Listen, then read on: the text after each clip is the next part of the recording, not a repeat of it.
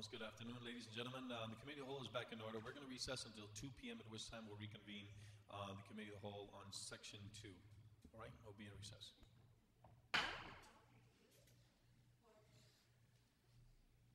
Sergeant at Arms, and the administration officials, wherever they're at, they're at. Where is he? It's right in our office. Oh, okay.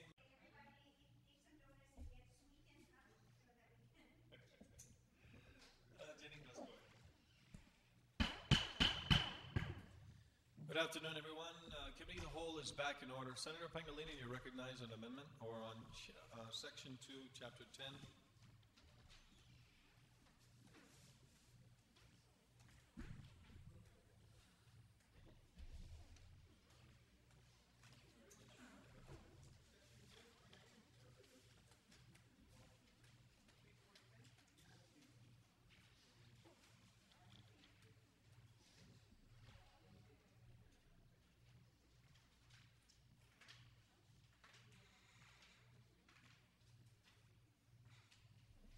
Thank you very much, Mr. Chairman. Mr. Chairman, I'd like to present an amendment that should be distributed at this time. The amendment would basically adjust the borrowing capacity to reflect the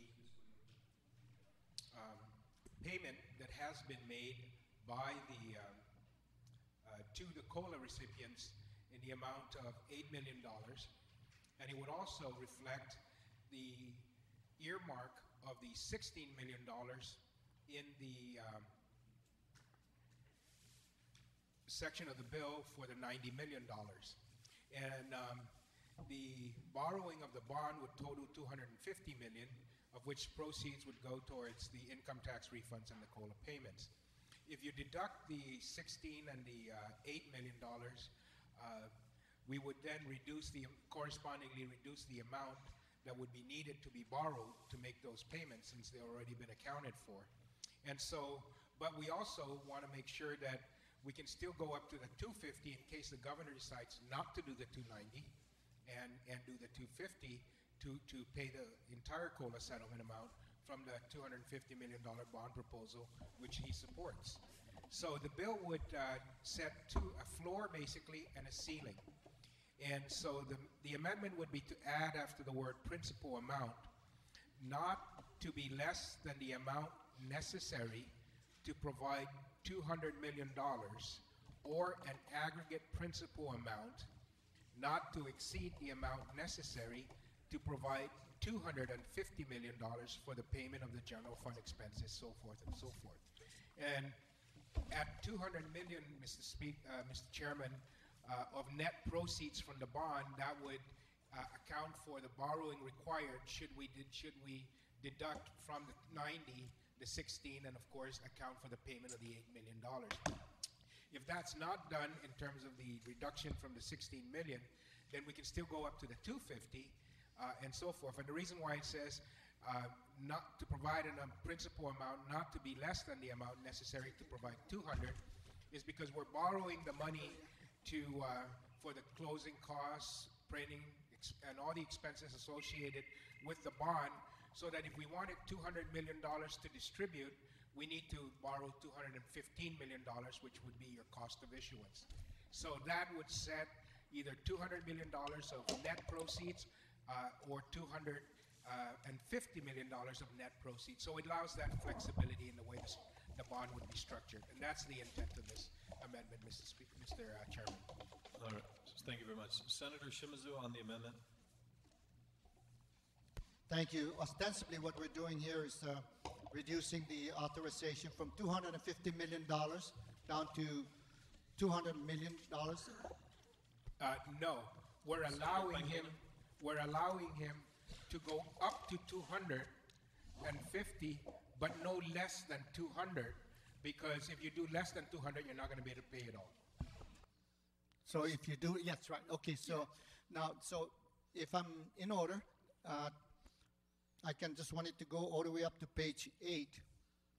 You know, that would be where that distribution of the amount, would that change as a result of this new amendment? Senator Pangilinan. Oh, page 8 of the amendment. Let me just refer to that Yeah, page. that's the distribution. Yes. At this time, it does not change, the amendment does not change that. It changes only the amount of the proceeds that we realize from the sale. When we get to that, we can make those amendment changes there.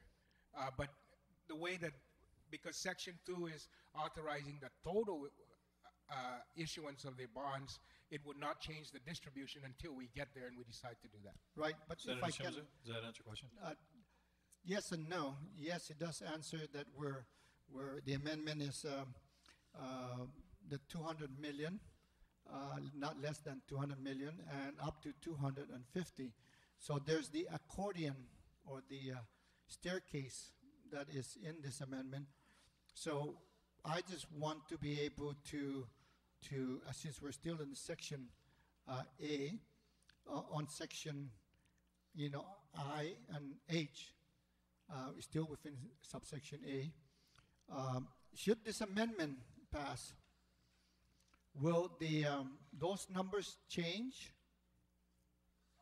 Senator Pangilinan? Theoretically, the numbers would not change because you've already accounted for the Superior Court case payment, and you've accounted for the $8 million.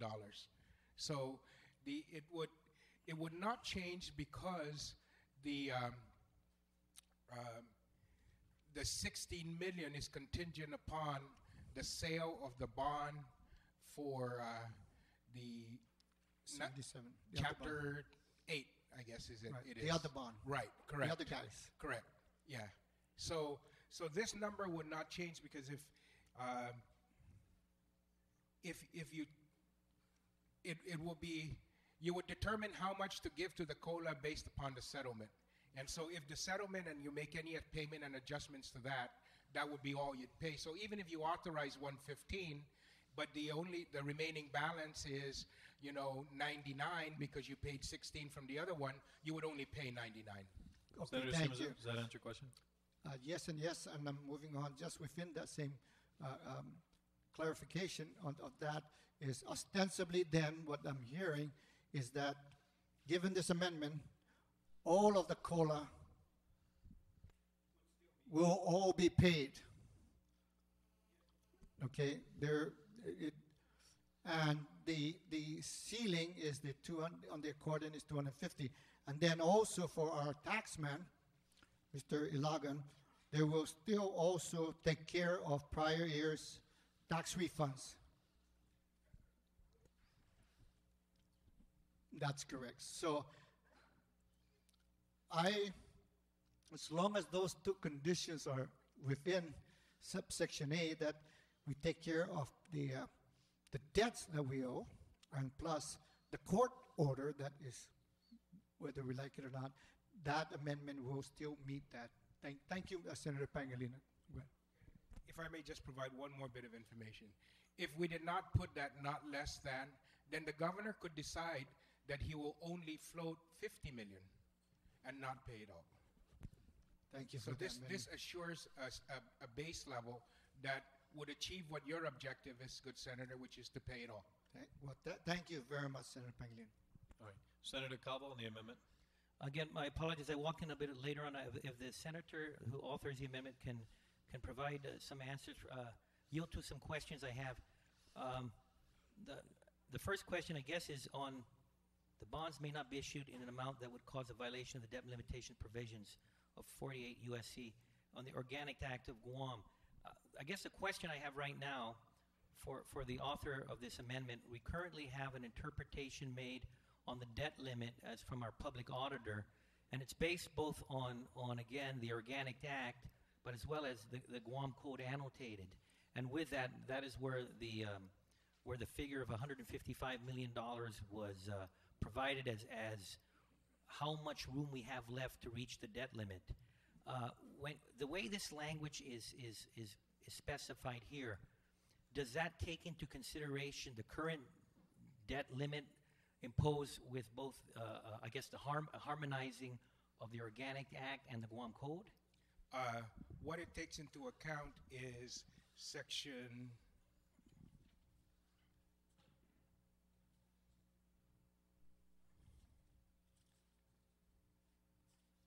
just give me a minute. Bottom here. line, okay, that area there that gives the, That raises the assessed value. okay, so, So okay. it takes into account the other sections of the bill, which would basically raise the debt limitation by chasing the assessed value. Okay, so So basically, that's what that is, and that was in my amendment, that was part of the bill. okay, so basically it harmonizes the Organic Act with a provision on the bill that raises the current debt ceiling from, I think again, it's a 35% to 70%. Okay, okay. So I understand that part. The second question I have is, one of the issues I had was aside from some of the other areas in the bond indenture that deal with, that obviously cause issues in the current year budget, but also the potential impacts of further future years debt service, particularly starting in 2010. And there is a reduction from 250 million to 200 million. Again, I'm going to go back to that same concern, and I'm wondering if the author of the amendment has some sort of, and I would guess, some information to show us in how now this restructuring would do, and in regards to future debt servicing. I'm not, and in fact, I'm not too sure if GETCA may have that information as well. So again, I'm asking if maybe the author amendment can provide additional details in what this means in terms of future commitments in debt service. Senator Pangilinan? It would depend, of course, on the amount floated. But if you floated 250, as you're well aware, the debt service would be approximately $18 million. If you float it over a 30-year period, if you floated a $200 million bond issue, then you would reduce that, since at 250 at $18 million, you're looking at almost I would say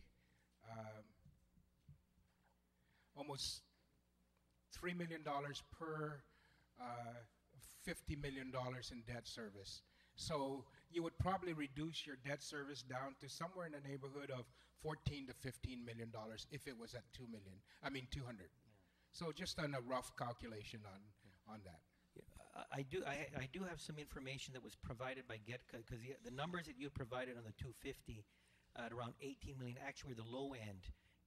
There is also in the median range of close to $20 million in debt service coming up for the $250 million, if we did have a $250 million indenture. I'm going to ask folks from GETCA, do you have any type of information that we can use in a pro forma to see how a $200 million indenture would fit into future debt service? This is, according to full of us, and we can get the detailed information for you. I think that's very important. So, Mr. We'll Chair, give you a I think little it's very time. important for GETCA, if they Yes. have done calculations, Well, we can get some calculations and send it to you as soon as possible. I think it'd be advised for the body. Thank you. Okay. All right. Do you want to Well, again, proceed with the discussion and actually, again, my concern is this. It'll be certainly lower than 20 million. Obviously, Yes, you lower it'll be the debt service payment, and also we'll give you all the other details. We'll send it to you. And if it's based on, I guess, it's based on the same plans that the administration is looking on in the first 2 years, again, payment capitalized interest, and then first payments made in 2010. But I think this is critically important. Okay. We'll So get the details. I'm just going to ask if maybe there are other senators that have questions in this thing, but before we move on movement on this amendment, we've got to know what the financial impacts are going to be. okay, I'm going to direct the GETCA representative to expediently provide that We'll information, provide the because information. We'll do it now. we have further discussion on the section. We will not act on the section until we get the figures. Senator Pangilinan? Yeah, I just wanted to say that it'll be certainly less than the 250, Yes. so it can only improve the Yeah. situation rather than exacerbate it. Understood. I'll All send right. it to you. Send it to you. Mr. Blas? Yeah. Go ahead and get that information now. I'll do it now. Any other questions on the amendment? Any other comments on the amendment? All right, if there are none, then I'm forced to call another recess until we get the figures from GEDCA.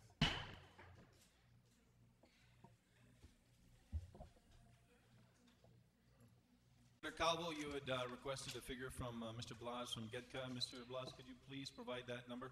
Yes.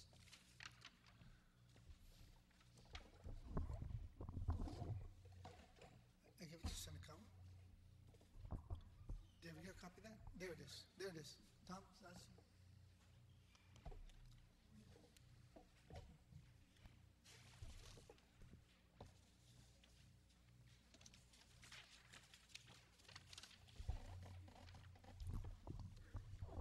where this is.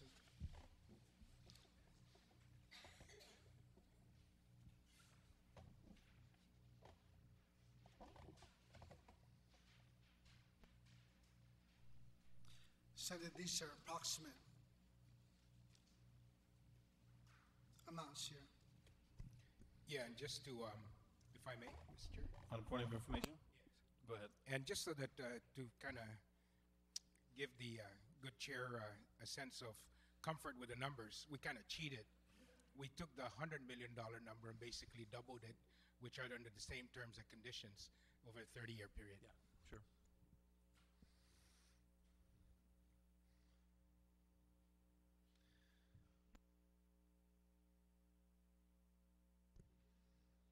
Senator Calvo, you have about a minute on your time. No, it answers my question. Thank you.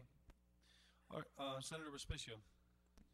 Thank you very much, Mr. Chairman. Mr. Chairman, I want to thank the mover of the amendment for making this proposal much better to the extent that it guarantees that enough monies will be floated to take care of the proceeds identified in Section K, because as the version before us reads, it says not to exceed the amount necessary to provide, and one might interpret that to mean that the administration might just float 40 million, 50 million, 60 million, an amount, but the way the versions before us, it says to be not to be less than the amount necessary to provide. So I think that's a significant change in language here, so that the people who stand to be the beneficiaries of these distribution of proceeds will no longer have to be get their hopes up high that they're going to expect this money after it's passed, and then for one reason or the other, an amount less than that would have been floated. So I want to thank Speaker Pangilinan for his keen insight into tying up these kinds of things and making our proposal, this legislature's proposal, hopefully much better. And I rise in full support of this amendment. All right. If there are any further comments, or Senator Guthertz? Thank you, Mr. Chairman. I also support this amendment. I think it's very well written, very clear, and it basically upholds our objective to try to address the obligations of this government and to ensure that when this bond is passed, that the recipients shall receive their monies. Thank you. All right. On the amendment, any further comments? Without objection? Okay. Motion carries. Senator Pangilinan, you have about 3.5 minutes on your time. I'm basically done, Mr. Chairman. Thank you very much. We are in Section 2. Section 2.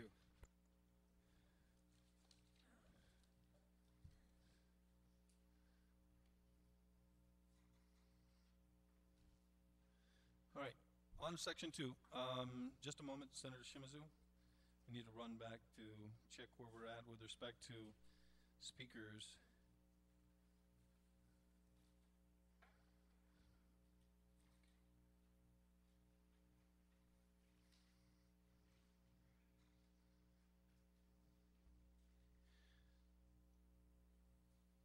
All right, folks, with respect to this section, we have, except for a couple members, I believe, pretty much exhausted comments on this section. So we are, I'm sorry?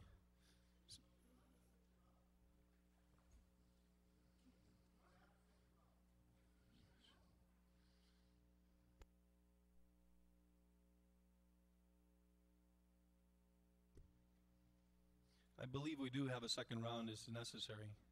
Senator Shimizu?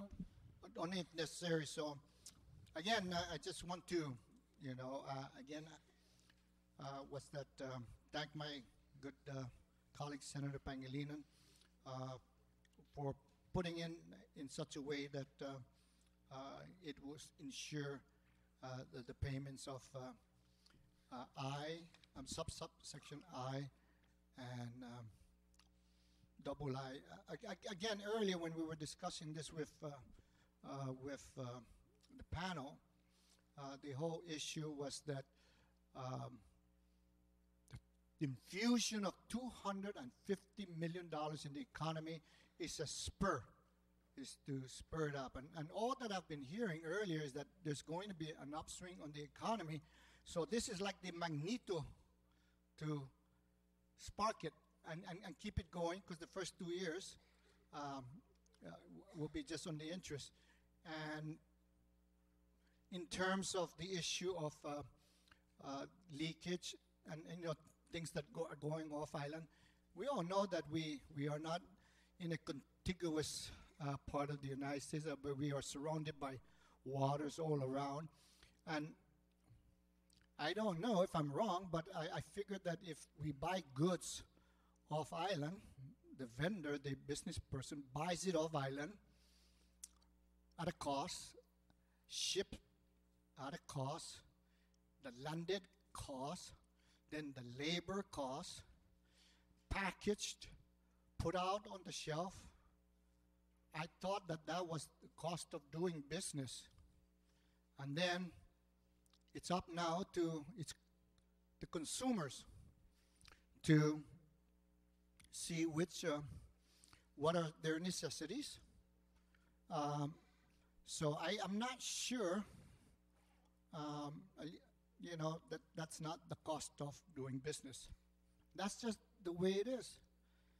You buy it, you mark it up, your overhead, you come here, you sell it. So if there's a new term that's leakage because we're buying off island,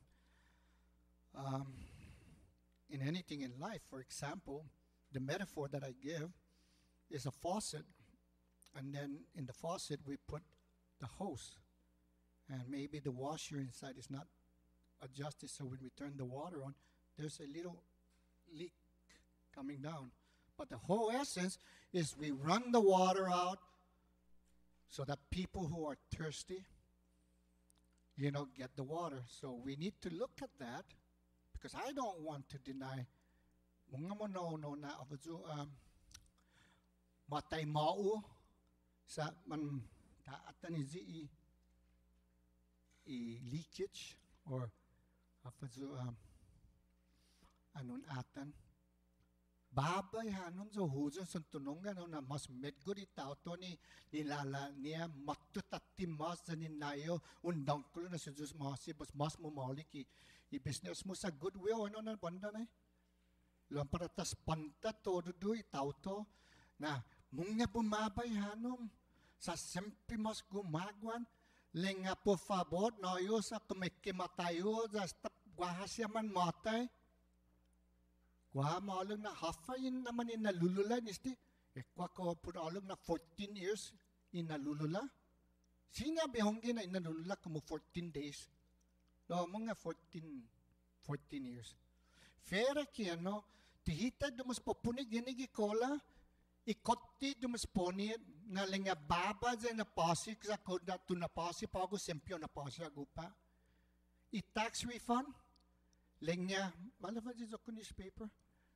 lenga kon apasi 600 million punsuli 250 million eniga mo na si Ard Ilagan kumutit apasi i-refund mata 40-30 anyos sa masangangan yun nagi 8% sa titapasi sa tanat senlong dyan isti i-gaseta nilang niya. Thank you, Senator Ted. Masangangan yun, sampiling niya, would you pay 600 million for 250? Kumuti at tapasi, iti yung kumikasam sa ni Direktor. Senyor Direktor, kumuti tapasi, iti 30 anyos, kwanto? How much? it's going to be more than this 580 or 680 that's showing there. Quanto más, no? It will be more. Much Because more, right? This debt is going to be there forever. It's going to, Because siga tapos, we're right? not looking for any funds to pay it down. Senator, you have 30 seconds. Siga mapasi. Attorney, I'm sorry. Lama emphasis na dan kundibi pa tauta. Thank you. Preciso. Thank you. Abi sa gwaw atan na. Klase anti tapasi, fere ti tapasi, ti man manai. Kwijajuki fino, adding insult to injury. Ang bigat ng wana ba na sina, you fool the people sa all the time lo ti todo. It is a fact that we will be paying more. They're only looking at the cost of the bond. They're not looking at the cost of the debt we already have. And it would be much more, right? Yes, it would be more. Because we're going to be paying 8%. Compounded daily. Compounded daily. And the people don't get the money. This belongs to the people. And I will continue to emphasize that because I don't want focuses away from it. The bottom line is this bond is to refinance the debt that we already have. We need, and I mentioned it yesterday, if you're paying 8% and you were offered a lower, Senator, thank you very much. Thank you. Senator Pangilinan. Thank you very much, Mr. Chair. Mr. Chair, looking over my notes, I had a couple more questions. Excuse me. And I know everybody said that this is the way we float bonds and in terms of the process, and I say that this isn't the way we've always floated bonds. In the past, the legislature has approved the total amount of bonds to be floated. We set out the general parameters and conditions, and then GETCA would go out for an RFP, develop the indenture, outline the terms and conditions on the bond, the cost of issuance. We know all of that before we finally approve the indenture, and then the bonds are sold. Here, the way this is, and it's not unique to this one, it's the same as the one in Chapter 8, the $90 million bond. We're kind of flying blind. We're just saying, this is what we want. You go out there, and as long as it's no more than 7.5%, go get it, And so I just want to put for the record, I think, some of the concerns I have with the terms and conditions, and perhaps some of the terms and conditions that GITA has considered in the floating of these bonds. Number one, of course, is that is it GITA's intention, practice, and so forth, that these bonds be callable, that we can, in fact, redeem these bonds early if we want to, if we have additional revenues that we want to redeem, and at what terms can we then call these bonds and redeem these bonds. I want to be able to ensure that GITA considers that. I want GITA to make sure that we of course consider the premium that we have to pay for making the bonds callable, so that they don't reflect an extra and added cost over the term of the bonds and so forth, and things like that. So is that the intention, Tina? And what has been the discussion with GITA's underwriters or GETCA's underwriters with regards to these conditions in these bonds? How we pattern the law is similar to how bonds are floated in the market. There is a condition that bonds can be callable after 10 years. Okay. Should we decide to put in the optional redemption language, that is considered part of the credit risk, and it may cost, according to my conversations with Ollie, because these investors are planning to put their money in long term. Right. If you call it in early, there will be a penalty if there's a 10-year, if you call it before the 10 years. Okay. And I asked her to get me a number, and they were trying to get it for me, but we could not get it as of this time. All right. And now, would the entire issue be callable, or because usually in the past we've structured it in tranches, and certain tranches would be callable, certain tranches would not be callable. Is that the intention you plan to follow, or the pattern you plan to follow in the issuance of these bonds?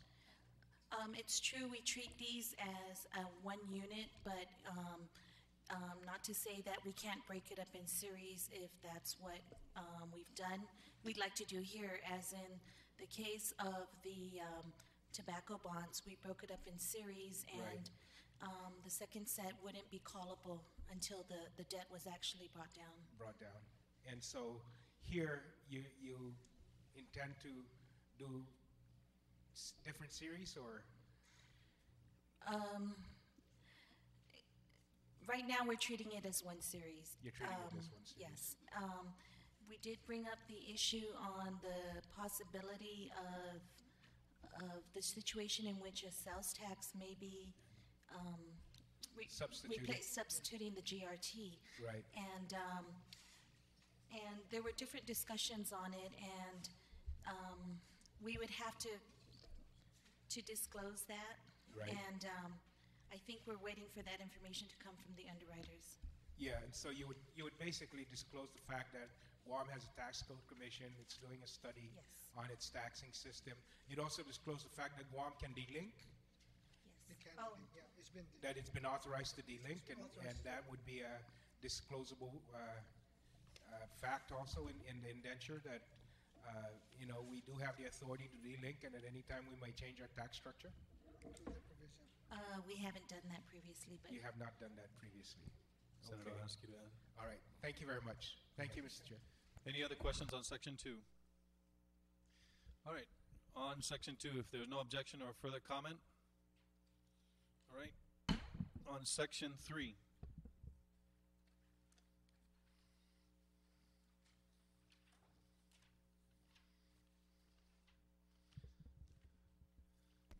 Just, Senator Pangilinan?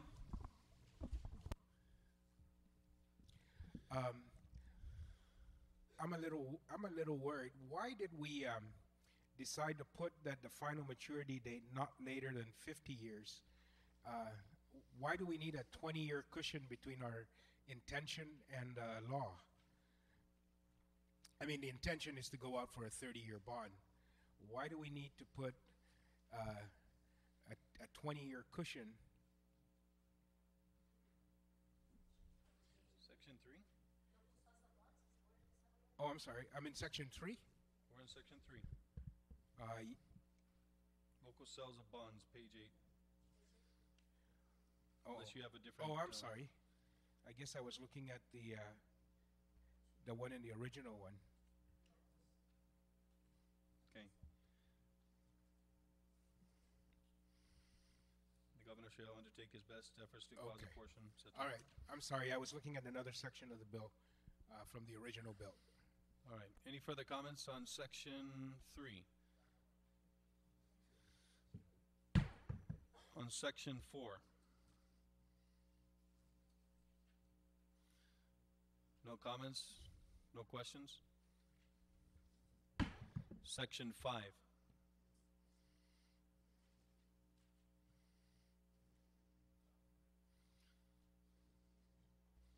Senator Pangilinan?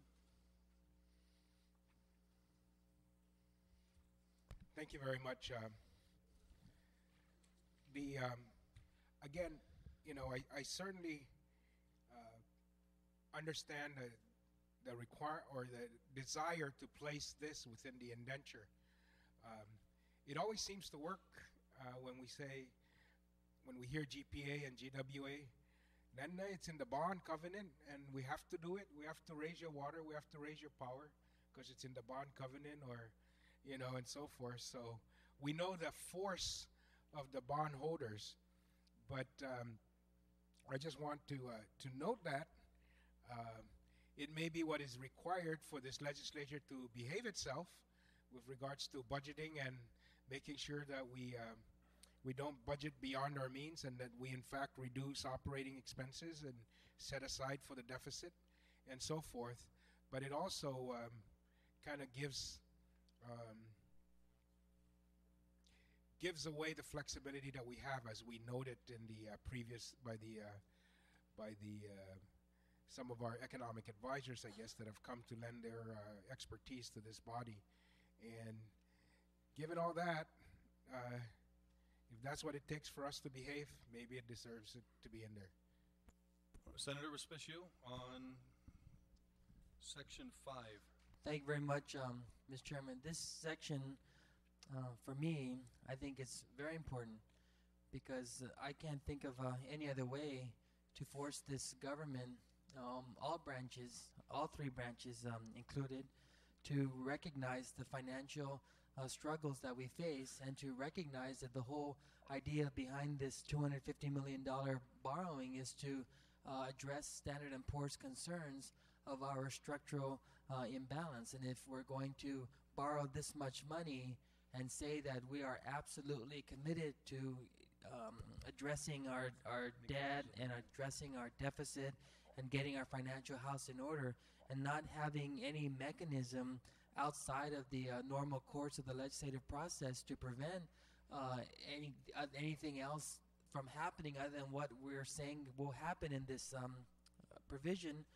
We heard from previous speakers here say that 10 years ago, when they floated a $115 million bond, the promise back then was made, oh, we're going to pay down the deficit, we're going to address the debt, we're going to have cost containment measures, we're going to do all these things so we will never have to borrow tax-free funds again. And fast forward, we're in that situation. We're in that situation today where our deficit exceeds our annual operating budget, and it just exacerbates the cash flow.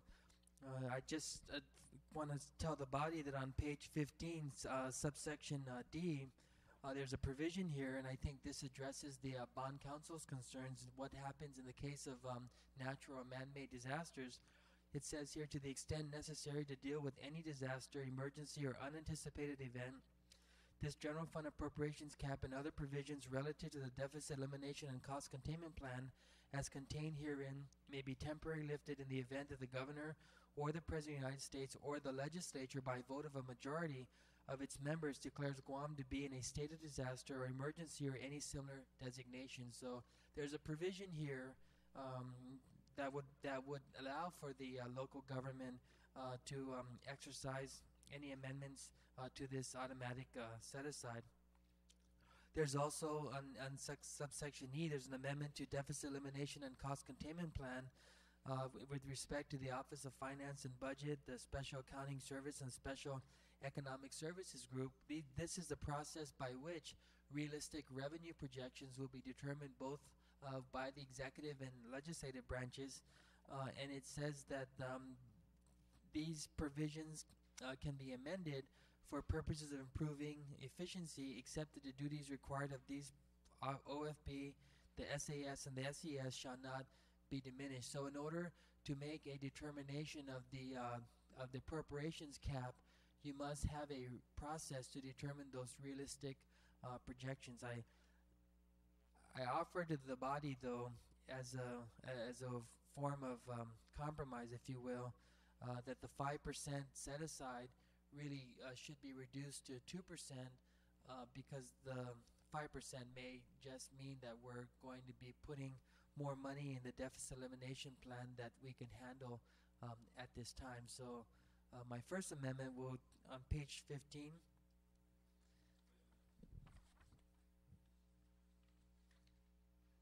I guess beginning with page 14, the 95% be amended to 98%, the last sentence to read, or 98% of the total actual revenues, and then in the next page, it shall read 2% of actual revenues collected shall be placed in the rainy day fund. Senator, there are multiple yeah, but one has to, Mr. Chairman, one has to follow. It's one amendment because one has to follow. If we're going to agree to increase the cap, we have to decrease the set aside. I understand. What I'm saying is that you have several references of 95% on the fourth that's right. line, You're right. on the 8th line, and the 9th line. Do you want all those 95s to be now 98? Yes, I do. All right. On the motion to change all reference from 95 to 98 and the 5% on page 15, line 2 to 2%.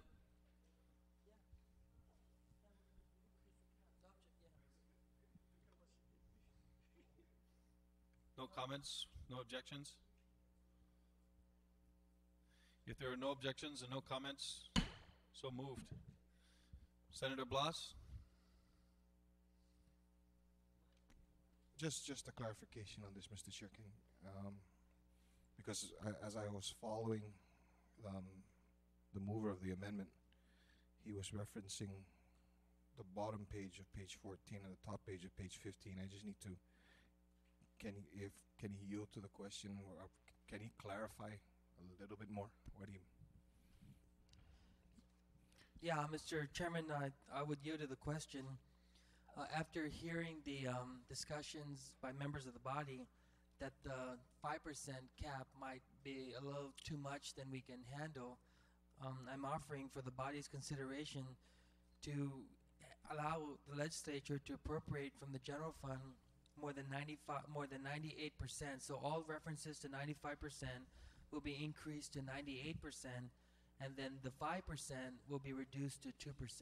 Okay, so Beginning all on page references 14. to all references to 95% in section C, right? Correct. Correct. Okay. Thank you, Mr. Chair.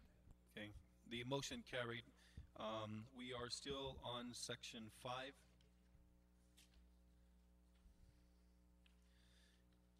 If there are no further comments, Senator Shimizu on section 5. So we're amending it to 98. So the 2% will be reduced from 5 to 2% for the rainy day fund. Is that what we're doing? Now, if I remember correctly, the 5% cap was made in this bill, or this section, was ostensibly to try to bring some spending discipline on the part of the executive branch. And the reason for that is, and why it was suggested to put in here and tie it into the bond, is because if you go out and you borrow money, you have to live within the terms and conditions that you're given. And if I remember correctly, the 5% or 95% of expenditure, that 5% rainy day fund was around, what, 20 million? 20 to 30 million? 25? 25 million.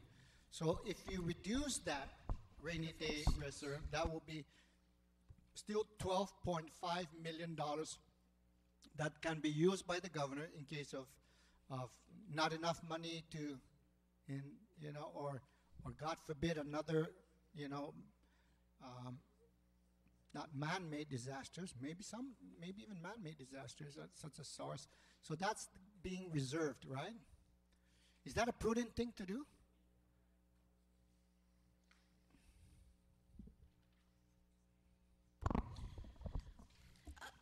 Standard & Poor's has stated that having because we are subject to so many natural disasters, we have a history of typhoons that have hit us. They have always recommended some type of reserve being created, and as a means of being prepared to address those disasters. In discussions with the financial advisors, they have stated, though, that they would not want to do it to cripple the government. So it's good to have reserves, but what you can afford. Yeah, but the question was, is it prudent of the mover of this amendment to do that? To create reserves? Yes. Yes. And now it's just a matter of seeing what will be able to be realistic. Now, yes, we are within the typhoon belt of this region, but also with typhoons comes,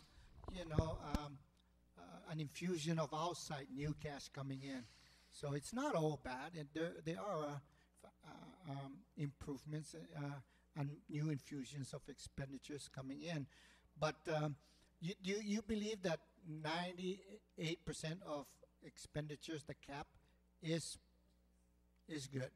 Or do you say we should remove it all?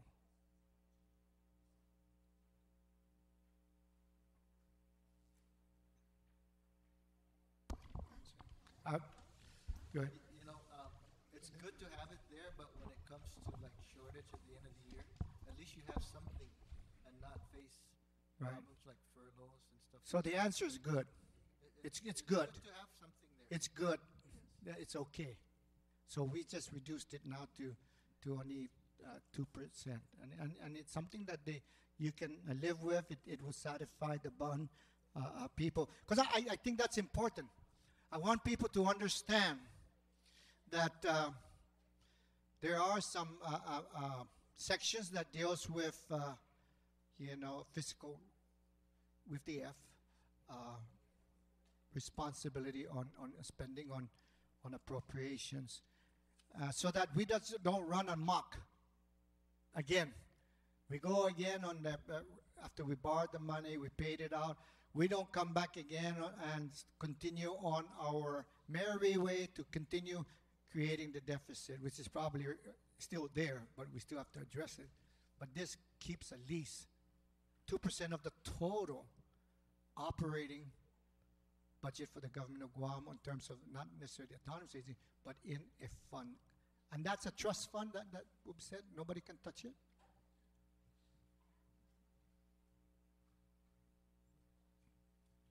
Which one, on the rainy day? Yeah.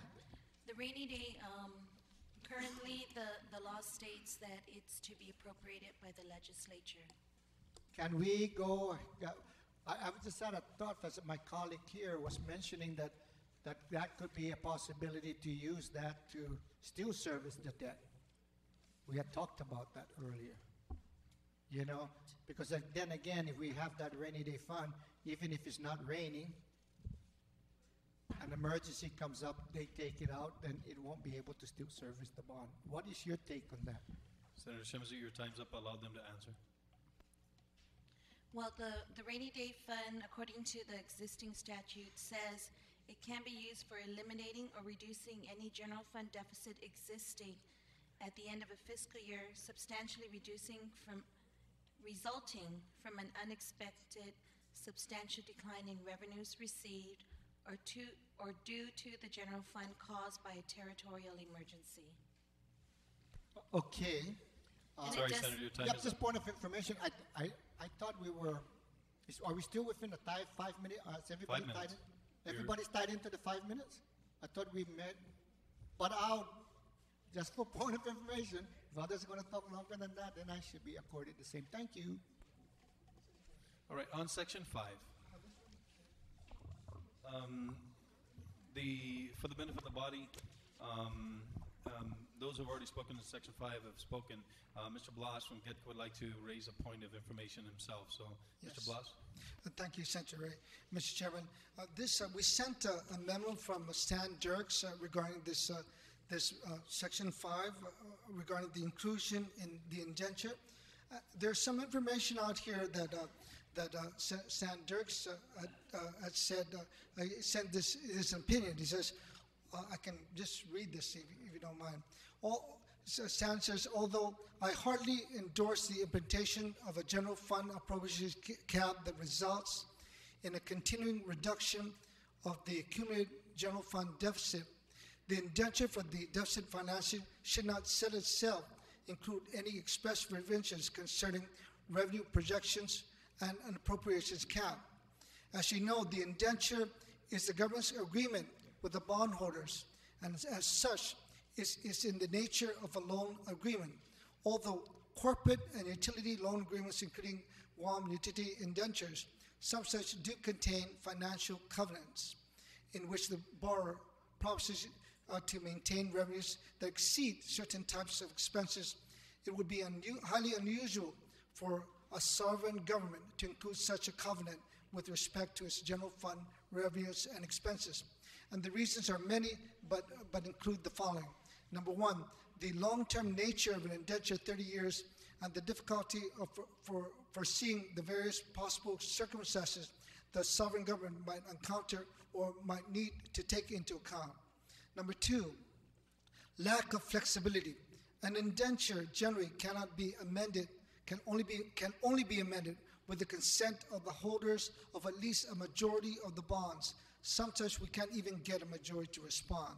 And number three, the possibility that a default or a violation of the appropriations cap, even if it doesn't impair the payment of bonds, could result in a declaration accelerating the maturity of the bonds, making them all due and payable immediately. And number 4, the difficulty that a court will have in fashioning an alternative remedial order in the event of a suit of the trustees or the bondholders. Would it be ordered the legislature to raise taxes? Which taxes? What spending it will cut? Courts customarily would decline even to attempt to fashion a remedy, deeming those to be political questions. So normally a borrower would put into a loan agreement only those covenants on which the lender insisted, and they would be heavily negotiated. In the case, the government should retain its flexibility and put in the indenture only those matters necessary to market and sell the bonds. This is Stan Dirks' own opinion about this, these comments on the inclusion and the indenture. Okay. On Section 5, we've had Senator Respicio, Senator Blas, and Senator Shimizu. And that email was available prior to going into Section 5. Are there any other speakers on Section 5? Yeah, 1 minute recess.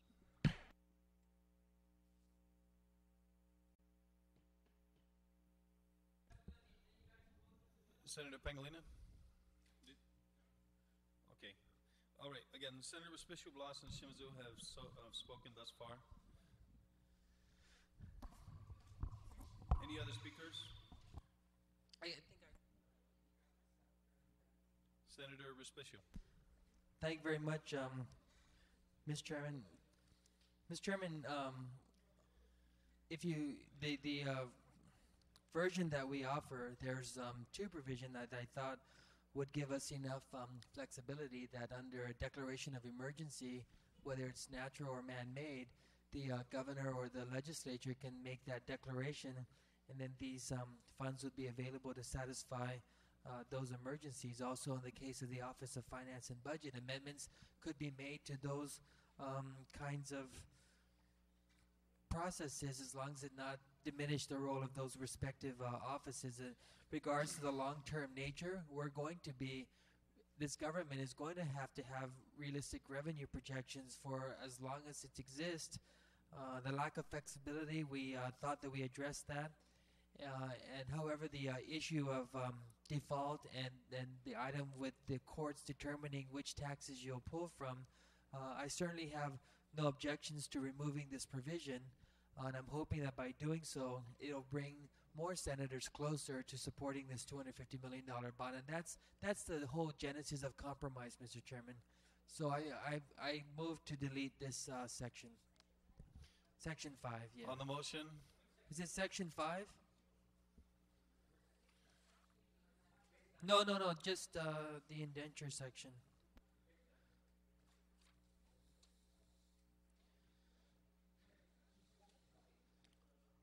Yeah, all of Section 5, the inclusion in the indenture. All right. On the motion, any comments? Any objections? Without objection, so moved, so carried.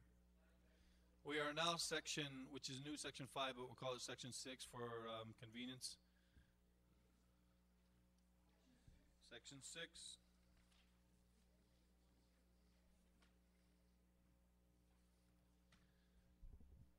If no comments, if there are no objections. Section 7.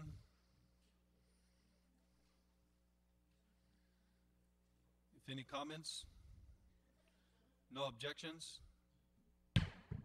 Section 8. No comments. No objections. Section 9. No comments or objections. Section 10. No comments or objections. Section 11. No comments or objections. Section 12. No comments or objections. Section 13. No comments or objections. Section 14. No comments or objections. That completes Chapter 10. As per the motion previous, we will be reverting to the administrative provisions at this time. We'll take a brief recess. Okay.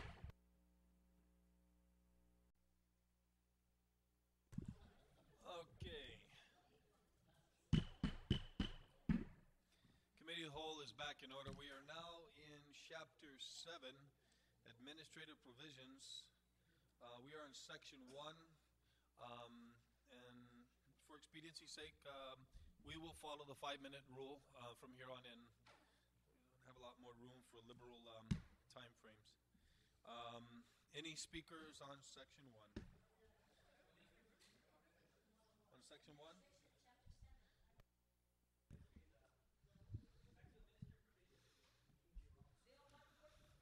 On Section 1.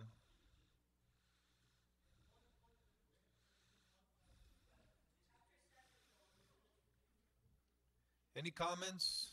Any objections on Section 1? We're in Administrative Provisions, Chapter 7, page 91. Exemption from BBMR allotment release control.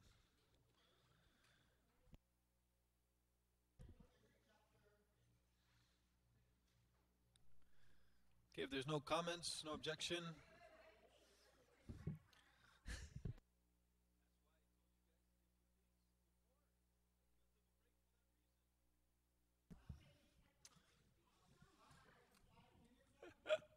All right.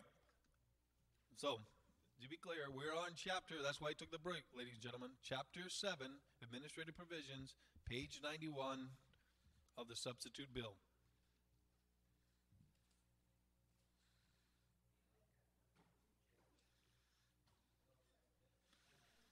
So, one more time, if there's no comments, if there are no objections. Senator Shimizu. Okay, just for the public to hear, we're on the administrative provision, Section 1, exemption from the Bureau of Budget and Management allotment release control. Does this section actually say that there is no control for the agencies that is enumerated here? Senator, I'm not going to interpret the section for you. No, I'm not asking for interpretation, but is this a boilerplate from previous budget? Who do you want to answer the question? Anybody. Senator Guthers, do you want to yield to the question? Mr. Chairman, I recall this from the fiscal year 2007 budget. Senator Shimizu, that answer your question. Okay.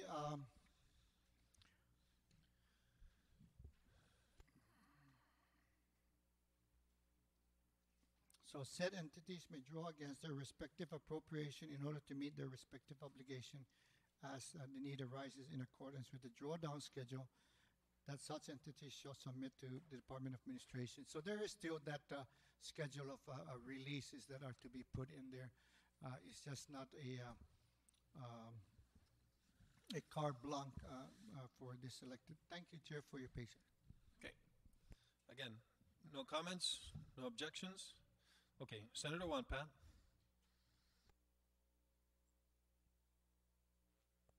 Thank you, Mr. Chair. Gosh, I don't know who's going to answer this question. Is the chairman of OFB here? Because I know that there was an attempt at one time with an amendment in which to allow the Office of the Attorney General to be able to handle their own cash and set up their own accounting office and all that. So, okay, so that's the reason. So, I'm wondering now, because whether it failed or not, then would this then, in essence, be almost like in support, of course, of that amendment that had failed? I will make this one exception since I moved the amendment. My amendment, which failed in the previous chapters, would have complemented this, but of course, the body did not see fit to move my amendment, which would have complemented the purpose contained in this section. If there's no objection, I'll respond to that question. Senator Wampat, you still have the floor. So then, Mr. Chairman, if that is the case, if that particular amendment that had failed would have complemented this, and since it has not, is it then appropriate then to continue then to place the office of the Attorney General in this amendment? Yes. In spite of the fact that they're not going to have a separate accounting office, a separate from Senator Lohan, would you take the chair? Department of Administration.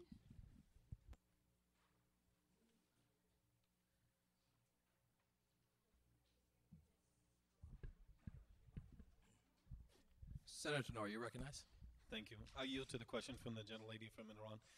In fact, it does. Actually, the original amendment that I moved in a prior chapter would have enhanced and further clarified what is already taking place insofar as the Office of the Attorney General, who handles its own accounting, similar to the Guam Legislature, except that they're not to the point of yet issuing their checks. So this section, in fact, somewhat releases the Office of the Attorney General along with the Legislature and the other sections, which was also contained in my prior amendment in a prior chapter. However, this existing provision is a continuation of the standing or the existing law, and should remain in effect. And I asked the lady, I will be introducing an amendment which basically has the contents of I'll be introducing a bill which has the contents of my amendments, which was defeated for a future public hearing, but I think that this provision should remain. Does that answer your question, Senator Wampat? Thank you.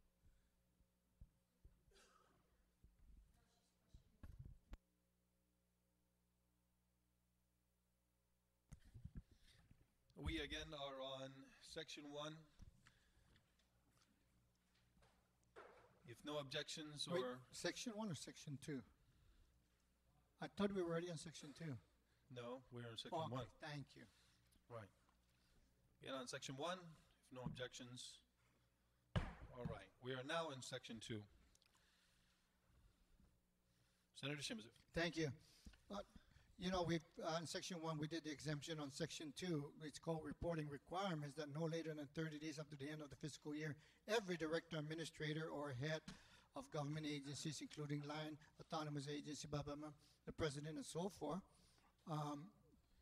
regardless of the source of the entity's appropriation and revenue, shall submit to the public auditor and the Speaker of the Legislature and post the entity. If I remember correctly, this was what caused a lot of problem with the agency when they, as to who complied with reporting, who didn't comply. I remember the many hours.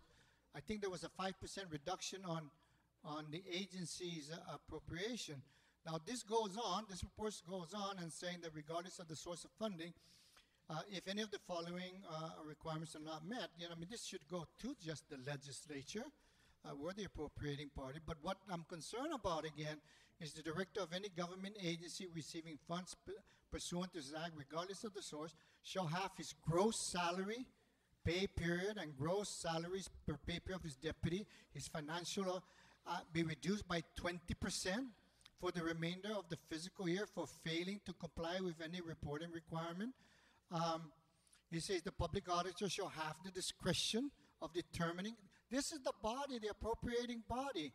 We're putting so many punitive language, 20% of salaries to be reducted because it didn't go into electronic web page or it didn't go out if written web, and then we're going to have a problem. So,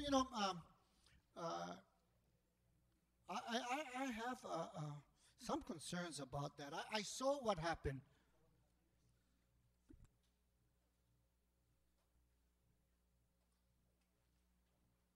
Yeah, it just reminded me that at least what I had a copy of some of the reports, they just photocopied the CD and sent it to all the legislature, and I couldn't read that.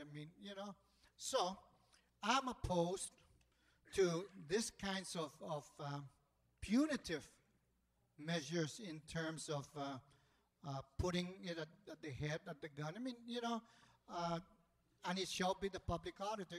We're the appropriating authority. Let them report it to us. And if you read all of this, it says it's just. I think it's going to create an additional problems that we went through last time. Now we're not going after the agencies. We're going to go after the departments. And let's face it, sometimes these departments, they don't get what they need. But every 30 days thereafter, we're going to keep having, this reportings, and then we're going to pick, say, oh, he didn't do it on the webpage. They put it on a Xerox paper, just the CDs. 20% of the director's salary or deputy salary. I have never seen this in the years that I've been a public servant, to give people the ability to just start cutting people's, livelihood by 20% because of maybe some fine line interpretation. That's what happened. The government was almost in chaos. That's what took us here 9 weeks. 9 weeks. So, Mr. Chairman, I guess when it gets right down to it, I think this reporting requirements is the price to pay. People probably of professional capability will not even want to start coming in this area. So therefore, can I make a motion to delete? Yeah. I make a motion to delete Section 2 and come up with a better, more reasonable reporting requirements in that area, notwithstanding the printers. So that's my motion, and I can explain why. Senator, your time is up. Your motion is on the floor. Senator Calvo on the Thank motion. you very much. I am objecting to the motion for to deletion of Section 2. Obviously, what has occurred over these many years and showing by audits done of government of Guam agencies, and I'm not going to pick any one agency, many GovGuam agencies in regards to their reporting on both the monies coming in and then the expenditures of monies going out. There has been many questionable costs. There's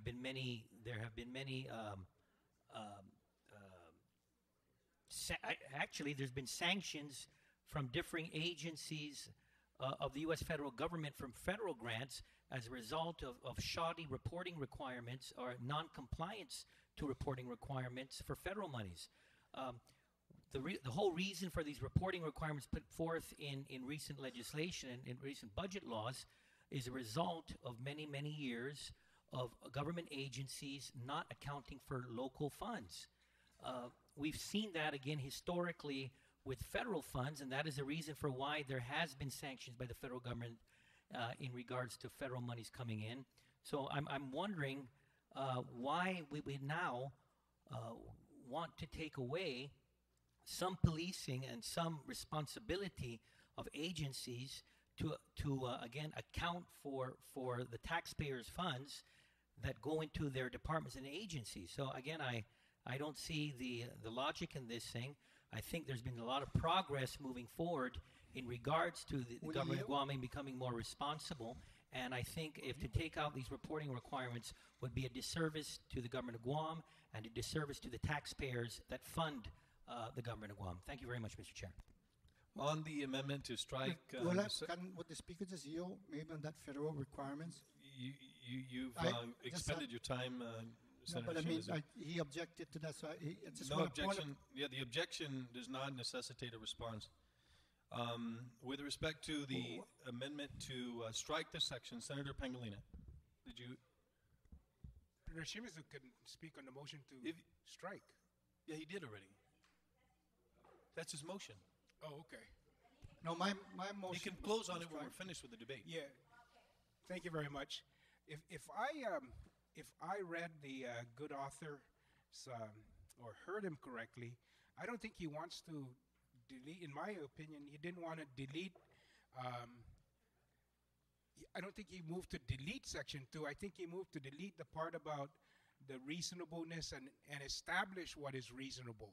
If I thought that's what I heard him say, and if he would yield to the question, is that, did you want to delete? Yes, Senator Shimizu? basically what I did was I you know, notwithstanding having the time to come a reasonable reporting requirement, I moved to delete that so I can come up with a What is reasonable? with what is a reasonable reporting requirement. Yeah, see, I think he wanted to Yeah, he wanted to amend yeah. so that he defines what is reasonable, what is reasonableness. Yeah, that's what I thought. There was no So, yeah, if there's a call for recess, I'll point of allow it. inquiry, just because I did not hear that I was objecting to the motion to delete. Yes. And that's why I was objecting. Well, I that- didn't hear anything about it, but my apologies. If there was to be an amendment, Yeah, but there's then no- I'm perfectly willing to pull back my objection to see what the amendment is. Yeah, if the as I understand it, the amendment, and Senator Shimizu, I'll allow you to respond to this. The amendment was to strike the section. Yes, until such time that I'm able to come up with So a the amendment was to reasonable strike the portions entire of that. section. Yeah, That's the but amendment. To go ahead. So Senator Pangilinan, you're still recognized. Okay, because again, he just reiterated he wanted to strike the section until he came up with, because he wanted to define what reasonable was. Well, tell you what, So- I'm going to object to the motion to Right. delete. Yeah. I'm going to object to the motion to delete. And again, if there is an amendment offered, then I'm perfectly willing to again, have some dialogue So, or discussion on To be whatever the other clear, the amendment. motion to delete the section does not allow for an amendment unless you want to withdraw your motion to delete it and to amend the section. That would be permissible. But the motion right now is to strike the entire section. There was no clarification beyond that. Okay. All right, so Senator Pangilinan, you still have a couple minutes left. Thank you very much. You know, I read, believe it or not in great detail, but I usually scan almost all of these reports to try and just kind of get a feeling for what's happening out in the departments and agencies from just the information contained in the report. And many times I'd wish that we had developed a format for the report to highlight what has changed in the report. I know, for example, that when I used to work for a company, we had what we had our operational reports. And the operational reports defined what happened. It defined what was budgeted, what was spent, what was overspent or underspent. It defined what was your staffing, what was added or deleted, and the net effect on your budget on that.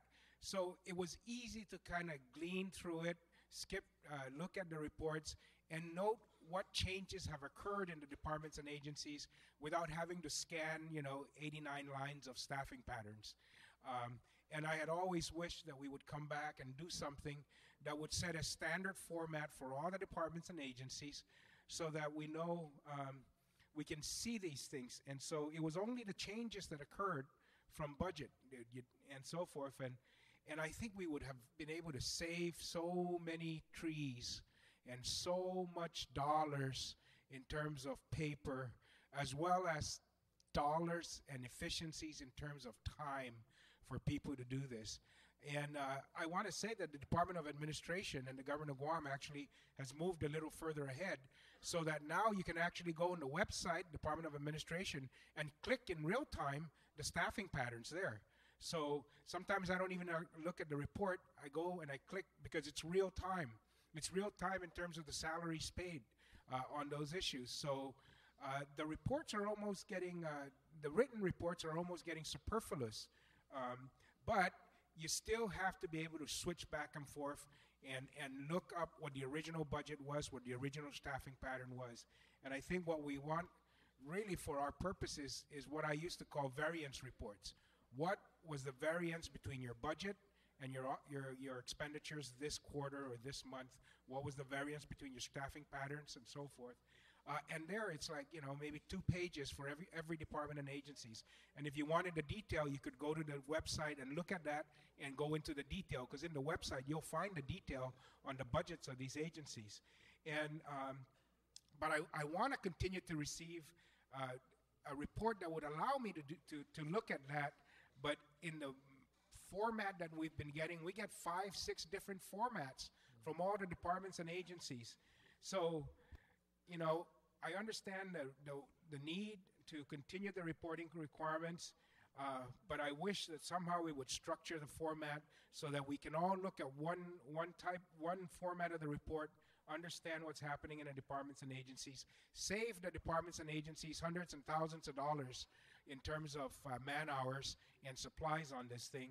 So maybe the motion to delete isn't as bad as we have a commitment to come back and redo the reporting requirements and so forth. Thank you. Thank you. On the motion to delete the section, any further speakers? Senator Blas.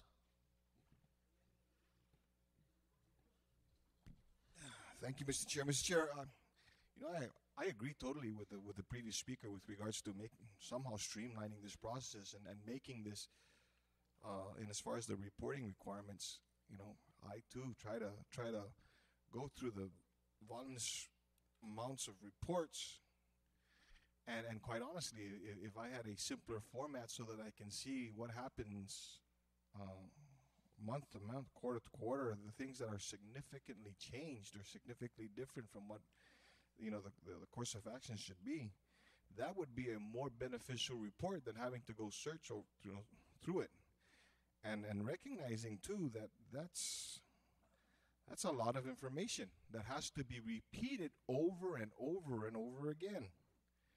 So although I do recognize and I see the value in being able to put policing measures, if you will, to ensure that these reports are generated so that the information is provided. Mr. Chair, I would probably want to, in light of recognizing Senator Shimizu is going to be proposing or had proposed an amendment based on your rule, on your understanding, to delete the entire section. I don't know whether I'm going to be in order, but then basically The only amendment, actually there is no way to amend that motion, but the gentleman has indicated. Mr. Chairman, some interest. I'll withdraw that to allow. All right, so Thank you. Senator Bosch, you're still recognized, but he is going to withdraw the amendment. So if you want to continue speaking, you may. Okay. Well, can I have a 30-second recess just to confer with the Why don't we previous go speaker? and act on the motion as Okay. it's right now, or ask for him to withdraw it as he's indicated he's going to? Okay. So all right. So he's withdrawn it. Well, if you relinquish the mic, we'll go ahead and go back to him. Okay. So Senator Shimizu, I will. You got the mic back? Okay, I just said it in more simpler terms. You got the mic back. All right. Senator Shimizu, you're recognized. I have the mic back. You like that, I know. Thank you very much. Sometimes these things, it's this section is so lengthy, and I try to look at it and, really come up with a Solomon decision on what we're doing. Let me just give a little point of information on the federal side, just real quick. Yes. Do you want to withdraw your motion? Oh, I did earlier. I already withdrew. Okay, on the motion to withdraw the motion, if there are no objections, so ordered. Now, the gentleman had asked for a recess. Do you want to take a couple-minute recess? Yes. Okay, we can take a couple-minute recess, and then we'll come back, all right?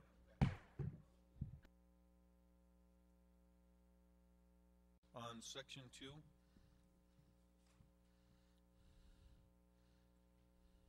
Thank you very much, Mr. Chairman. Mr. Chairman, Section 2 deals with a requirement that the Department of and agencies submit the financial statements and revenue expenditure reports for every fund that they administer. I'm looking on pages 91 and 92, beginning on line 23. It says, this and every reporting requirement imposed by this act.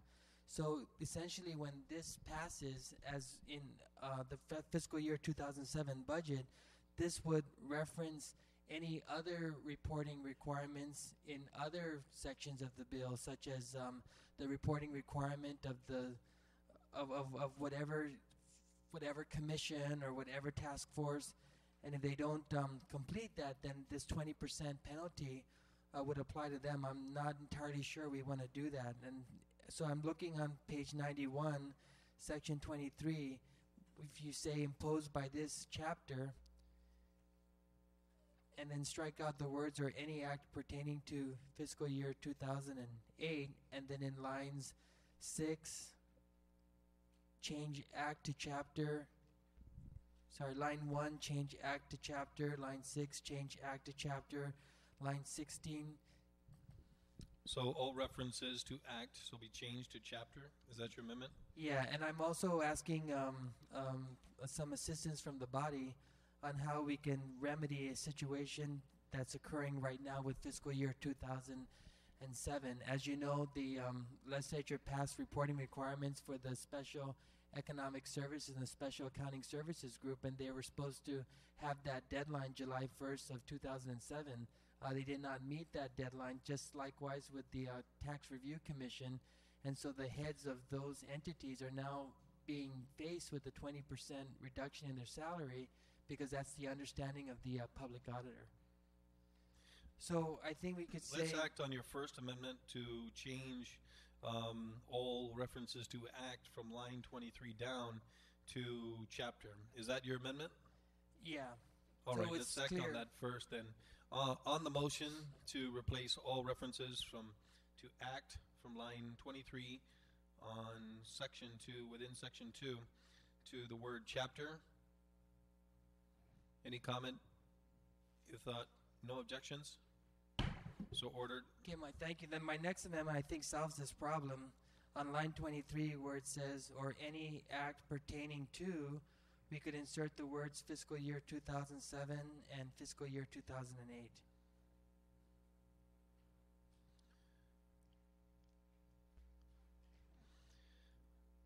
Because I just explained, Ms. Chairman, that there's a situation right now with respect to the current fiscal year 2007 budget where there were reporting requirements for various commissions, and those reporting requirements weren't met. Like the first one with the Special Economic Services Group, that entity only met once, and I believe they met after July 1st, I'm not sure, but the first deadline was July 1st, 2007, and now the public auditor is suggesting that they're non-compliant with that reporting requirement, and so they may possibly face a 20% reduction when the legislature was always clear that the penalties for not reporting is limited to this chapter, and this is basically surrounds the requirement of financial statements or revenue and expenditure reports. I'm going to call for a minute recess.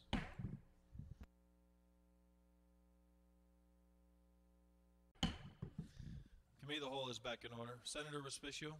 Thank you, Ms. Chairman. Ms. Chairman, what we're attempting to do here is very clear that the penalty requirement is tied into the inability of these people to submit a financial statement or revenue and expenditure.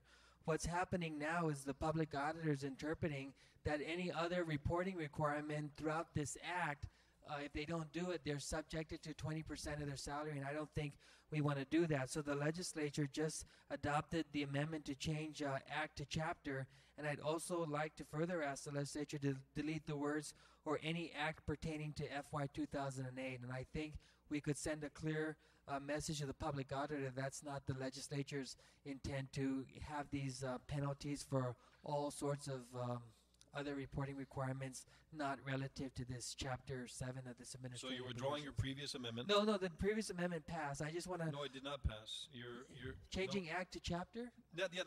Oh, yeah. But you remember you wanted to... FY07, yeah, I withdraw that. Yeah, you withdraw that. Okay, no objection.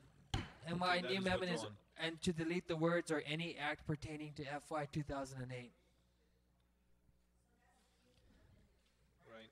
So the language will then read, this and every reporting requirement imposed by this chapter shall be subject to the following. That's correct. All right. On the amendment, Senator Espaldon. Thank you, Mr. Chairman. I'm not really sure. I'm not really sure what the intent of that is, and that if the author of this amendment would yield to that question. I'm not really sure what he's trying to accomplish. Understood. Senator Schimmers or Respicio, thank would you please respond to the gentleman? Thank you, Mr. Chairman. The problem right now is originally this says beginning on line 22, this and every reporting requirement imposed by this act. It's clear that the legislature is tying a penalty to the failure of these individuals to fail on the reporting requirements that specifically deals with the financial statements or revenue and expenditure reports for every fund that they administer. In the fiscal year 2007 budget, there were other requirements, like, for example, a deadline for the Special Economic Services Group and Special Accounting Services Group to meet. And with the SES, there was a July 1st, 2007 deadline. And because that report was not compiled and completed and submitted, the public auditor could possibly, as these individuals fear, move to try to delete their salary by 20%. So by changing the word act to chapter, we're making it very clear that the reporting requirement imposed by this Chapter 7, which ties into the financial statements and revenue expenditure report, would only tie into this chapter and not any other reporting requirement imposed throughout this Budget Act. And we needed to further delete the words "or any act pertaining to the FY 2008 budget," so we limit the penalty to this chapter as well. And so we're very, very clear about what we're attempting to do here. Senator Espadon, does that answer your question? Yes, it does answer my question, although, I mean, it's still kind of fuzzy. I mean, the way I read this, and every reporting requirement imposed by this chapter or any act pertaining to the fiscal year 2008 shall be subject. Again, I'm not really sure how deleting that would change the situation that the good senator is talking about in terms of, you know, the directors being penalized for something done in 2007, fiscal year 2007. This pertains to 2008. So the question, I guess the question is, how is that pertinent? Senator Respicio, would you yield? Yeah, it's a very valid concern. I was recommending that we add in the words, it says, or any chapter pertaining to fiscal year 2007 and 2008, and then when we're in a recess, the discussion was just delete fiscal year 2008 because it's, you know, there's some disagreement as to the public auditor's authority to try to pursue a pay cut for these individuals when that probably would not occur. But if we delete the words or any act pertaining to fiscal year 2008, we're addressing this problem going forward. I'd be amenable to say, or any chapter pertaining to fiscal year 2007 and fiscal year 2008, if that's the will of the body. Senator Espadon, you recognize? I'm still not clear. Again, like I said, this applies to fiscal year 2008. I believe the good senator is trying to remedy something that's happening in fiscal year 2007. I don't know. Maybe it's just going over my head and seeing how we delete this reference to 2008 then applies to 2007. And again, I think that's the issue that he said he was going to address.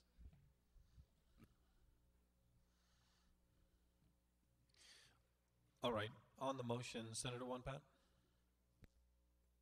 Thank you, Mr. Chairman. Mr. Chairman, I think somehow, maybe I hope this would help, but I think the reporting requirements are for all of the heads of the departments and agencies.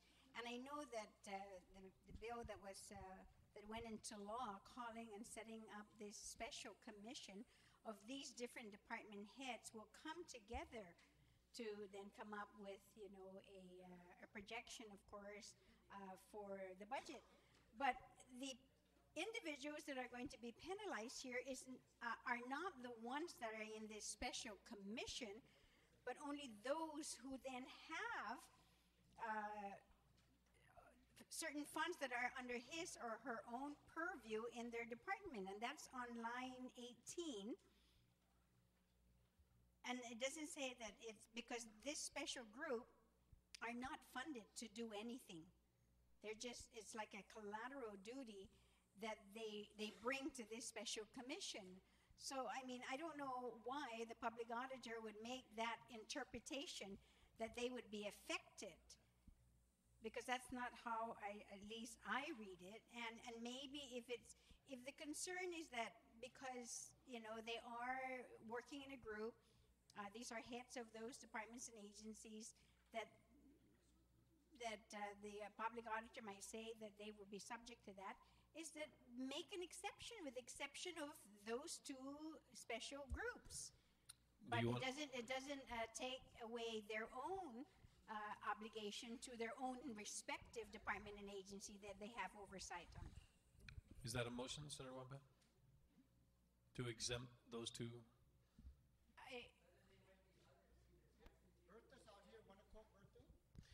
If we could get the author of the amendment to just kind of state their intent, who they thought they were covering, what they thought they were covering, I think it would resolve the question. And then the interpretation of the public auditor would have to remain consistent with the intent of the legislature. And the only way we can determine that would be try to find the author of the amendment. Okay, it's 15 minutes to the top of the hour. I'm going to go ahead and call a recess for dinner. We will come back at 8 o'clock. At 8 o'clock, so we'll be in dinner night.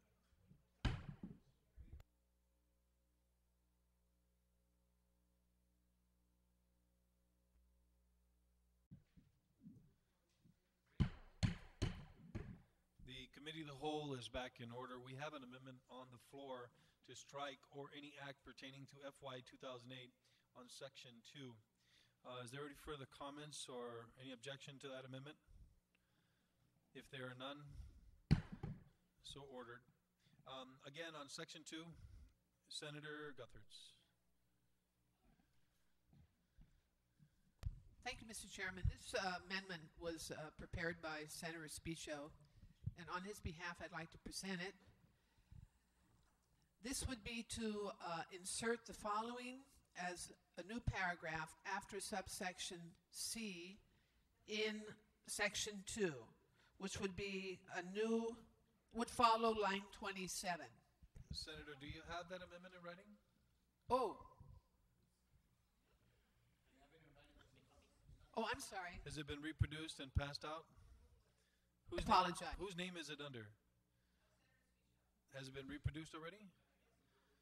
Okay. Do you want to go and explain the amendment for the time being, or just want to wait for the amendment? All right, we'll take a couple minute break. Senator Gutherts. Thank you, Mr. Chairman. The amendment simply would be to amend Section 2 of Chapter 7 and to insert the following as a new paragraph after subsection C. So it would be really new line 28. It would start on a new line 28 in subsection 2 of Chapter 7. And the language is, except that the deadline for the first reporting requirement for the Special Accounting Service and the Special Economic Service shall be January 31st, 2008, and every 6 months after that. That's the amendment, Mr. Chairman. Okay, the amendment then, is there any discussion or any objection? There is an objection. There is an objection. Really? I didn't see that. Where? So, is there any further comments? Okay, so there is an objection. As many as in favor, please raise your right hand. Okay, motion fails. We are on Section 2, reporting requirements. If no further discussion, Senator Blas.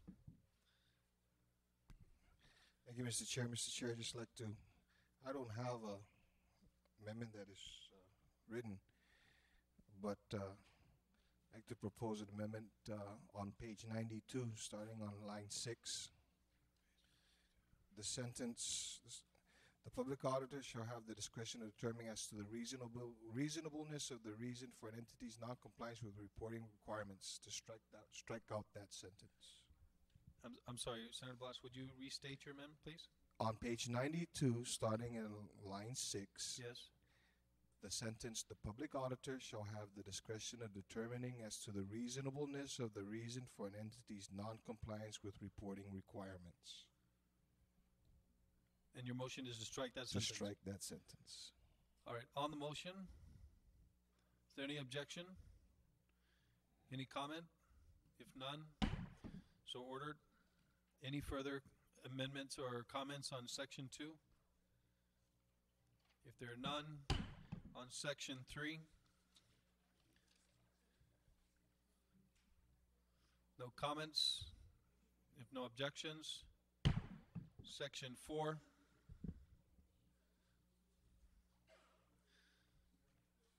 No comments?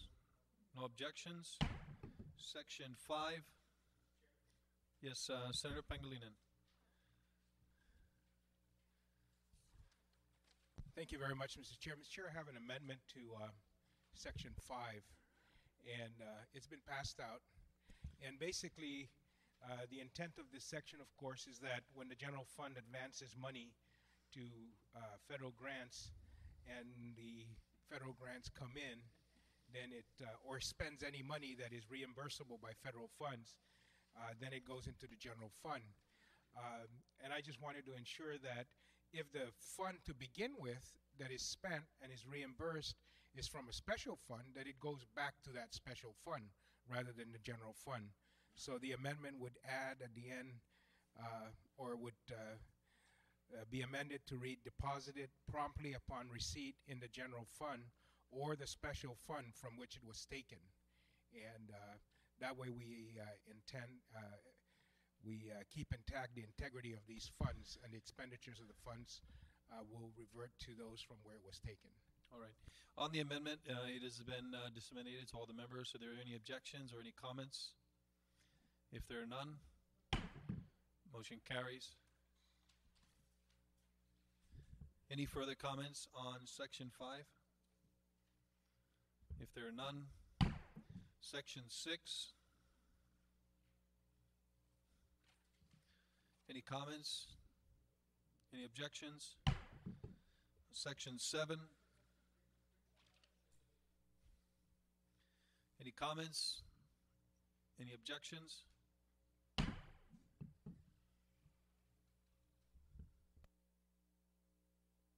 Section 8. Excuse me.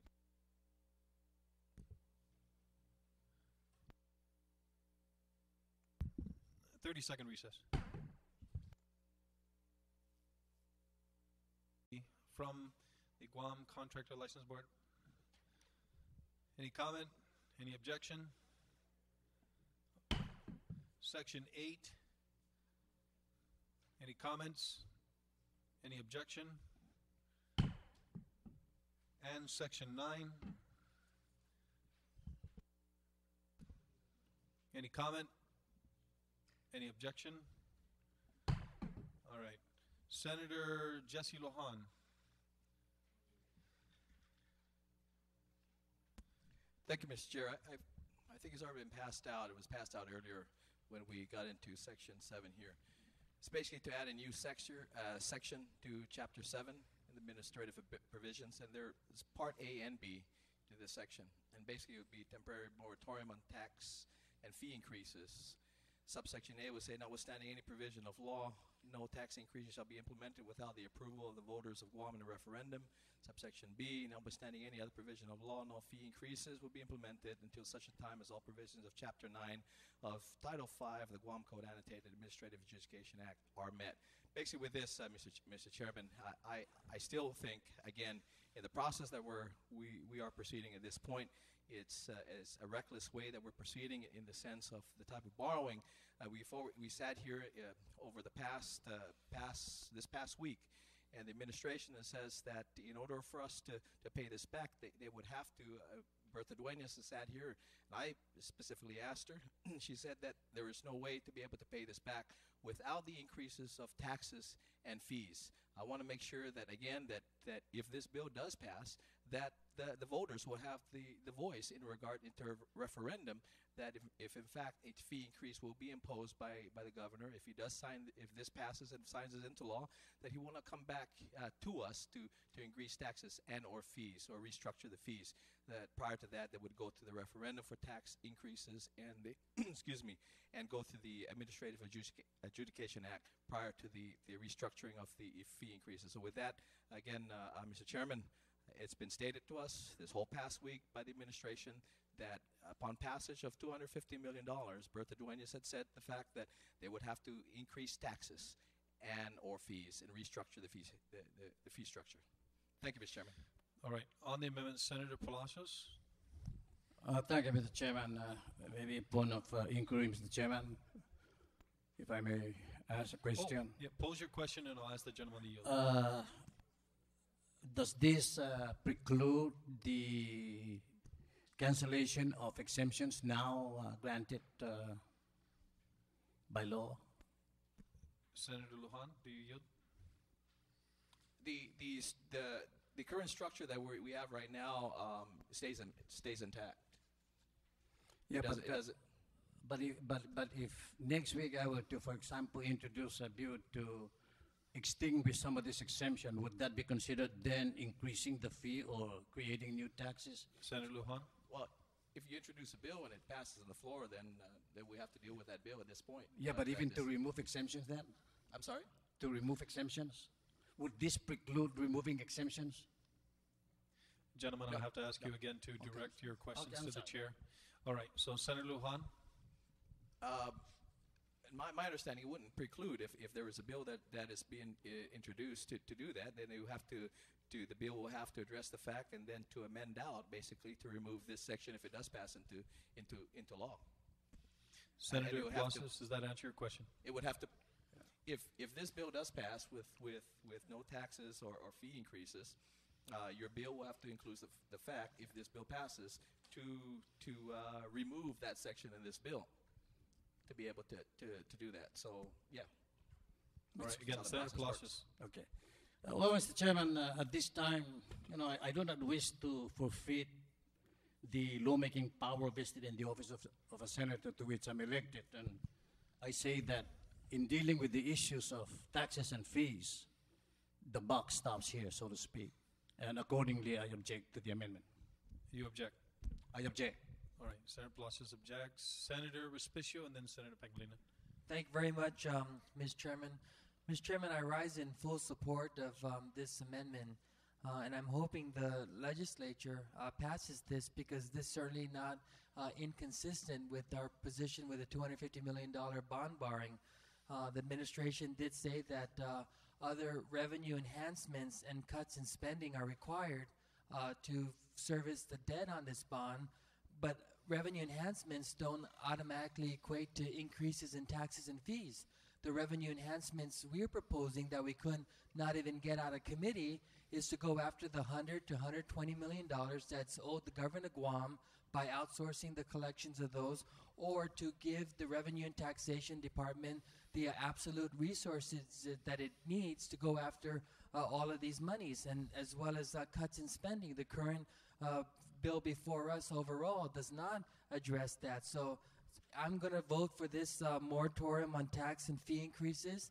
I'm going to continue to say that the $250 million bond borrowing proposal does not equate to increases in taxes and fee, and all this scare tactics to get now the business community mobilized to say we don't support that much of a bond borrowing because automatically the legislature will raise taxes and fees. The administration has gone on record, Mr. Chairman, to say that they want to increase taxes and fees, but when we talk about revenue enhancements, we don't necessarily talk about increases in taxes and fees. We talk about going after the money owed to the government, as well as addressing the current tax structure for property taxes.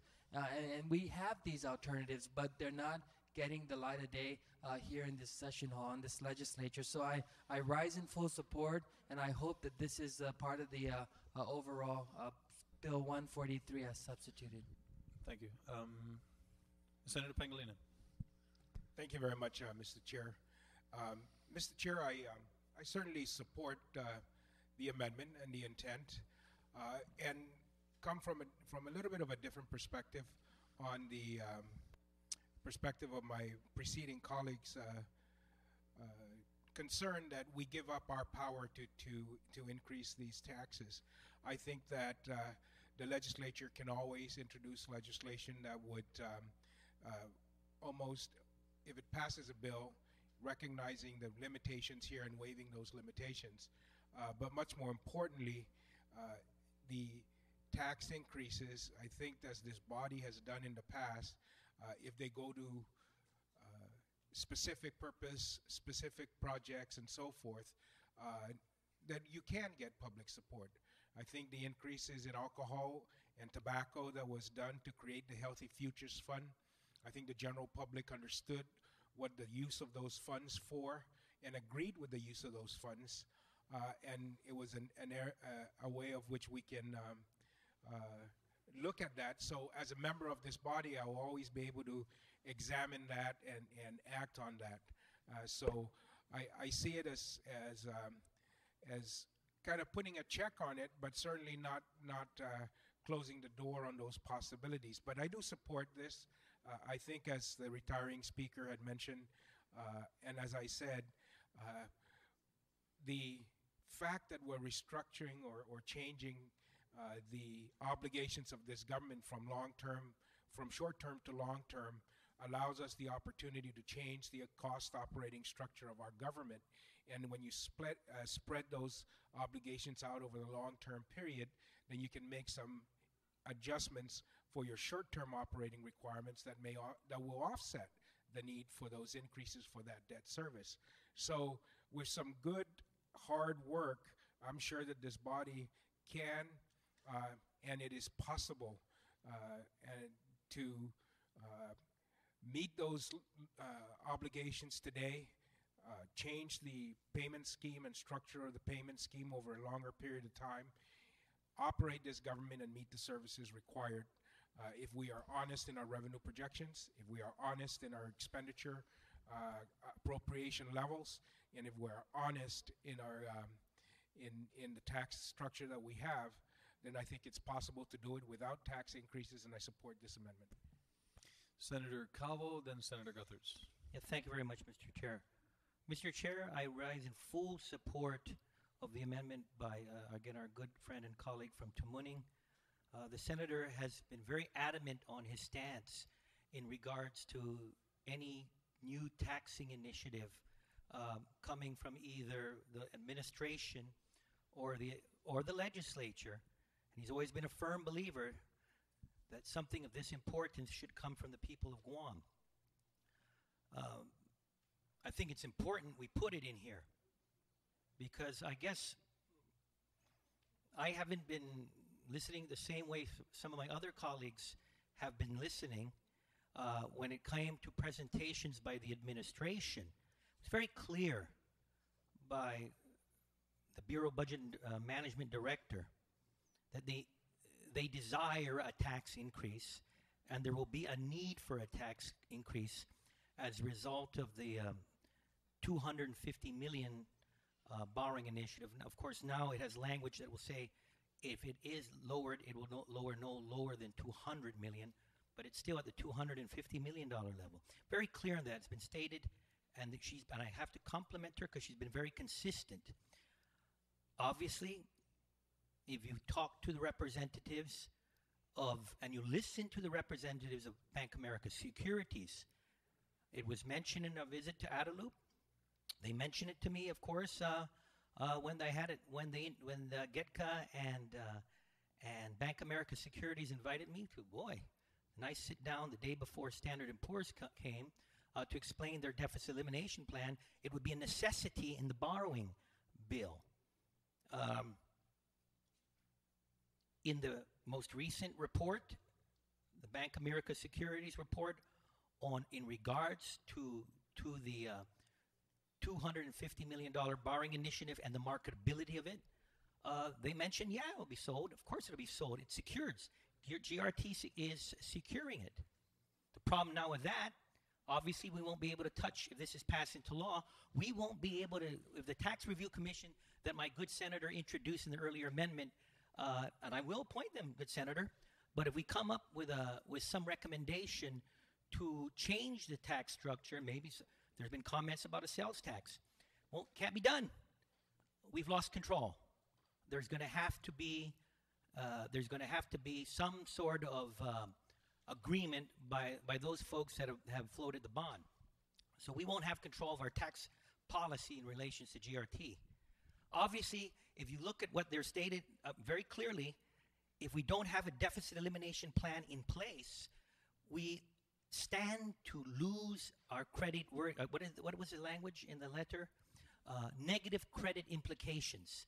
Now, remind you, the deficit elimination plan talked about some sort of a plan to hold reserves in our total revenues and to use it for deficit elimination. Guess what? We just eliminated Section 5. Ladies and gentlemen, my colleagues, you can't have your cake and eat it. With the elimination of Section 5, which means is there is no more reserve, no, that 95%, 90 is gone.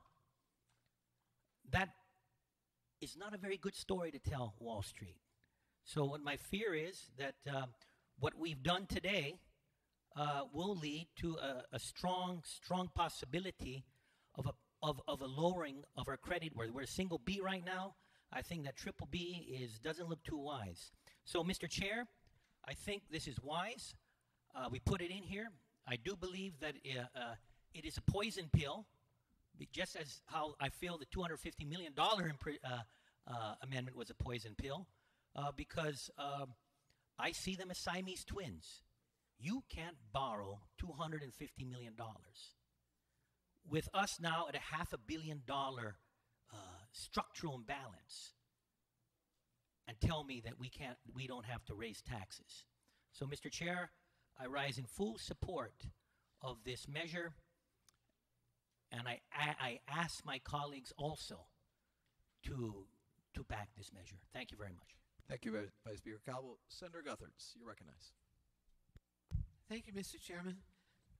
In one way, I'm a little confused because I thought I heard earlier that we were urged to remove that 5% set aside, but maybe I misunderstood. At any rate, Mr. Chairman, I do support this amendment, and I'd like to say that I know a few of us, including yourself, have introduced bills that were intended to do the same thing. I did as well. Unfortunately, none of those bills have ever been heard. To prohibit tax increases and or fee increases without the proper processes being observed. I do support this amendment. Thank you very much. Thank you, Senator Guthertz. Senator Denora, you're recognized.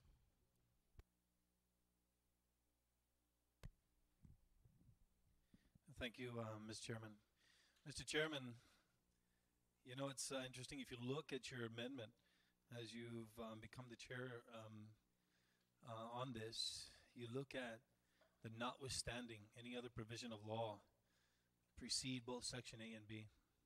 It's the same language we use when we want to raise taxes and fees when we have a law that says you can't do it. It's almost like you need a law that says this is the notwithstanding any other provision of law. So that when you have the need, and frankly, this legislature has the power to raise taxes, and we have legislation that has been passed, and good gentleman to my far left from Mingilao and our speaker have been the advocates to those laws in the past. And to be clear, I support your amendment. I support the opportunity for our people to decide whether tax increases should be implemented to pay for anything, be healthy futures or $250 million bond. And one of the things that I look at with this is the notwithstanding clause, saying, notwithstanding everything else that exists within our Guam Code, this can't happen. But yet, when, and there will be, not if, but when, in the not too distant future, if a $250 million bond is indeed floated, that time will come when we have to address this notwithstanding any other provision of law. And they'll probably have to go back to the section that says you can't do it until you ask the people of Guam. And the whole purpose of this is to point out that this is good. We do need to make sure we ask the people, but notwithstanding any other things that are going on, Mr. Chairman, the gas prices are going to go up very soon. It's today or sometime this week, I think, crude petroleum hit $80 a barrel. And so our people are going to be paying more for gas. And if you go to the store and you look around, the prices have gone up too. And our utility prices are going up, Mr. Chairman. You know that. We all know that. And the people who live day to day working their jobs are paying more for everything. You go to the restaurant, you're paying more. I went to a restaurant not too long after the prices went up on fuel and, of course, our fees and other things. Everybody has to take that burden and spread it over their customer base. So everybody pays more, Mr. Chairman. $250 million is going to will absolutely necessitate an increase in taxes. And there's a lot of people that are barely making it, that are living every single day trying to make it, just trying to take care of their families, trying to get through the struggle of the financial hardships of the reality of today.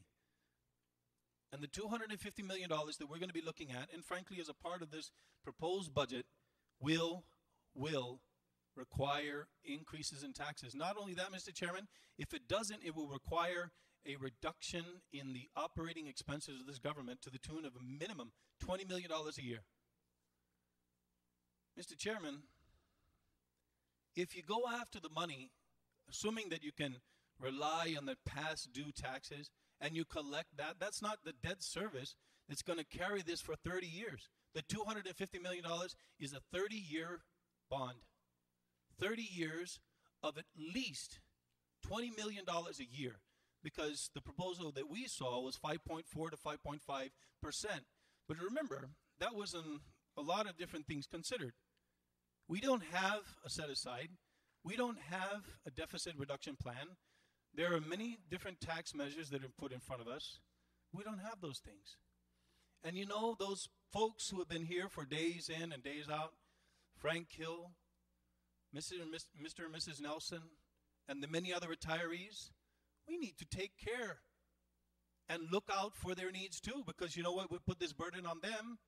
I don't want to raise their taxes because they have to pay their tax too. And will those people that we owe all those income tax returns to, are we going to raise their increase their taxes as well? Everybody's hit. And this is a good provision, but notwithstanding this provision, there will be a notwithstanding provision that negates the effect of this, even if it passes.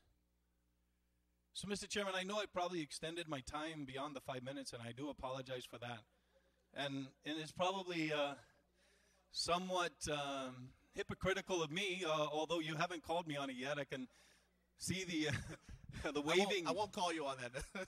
But, you know, Mr. Chairman, these are tough times. We have to look out for what's going to happen.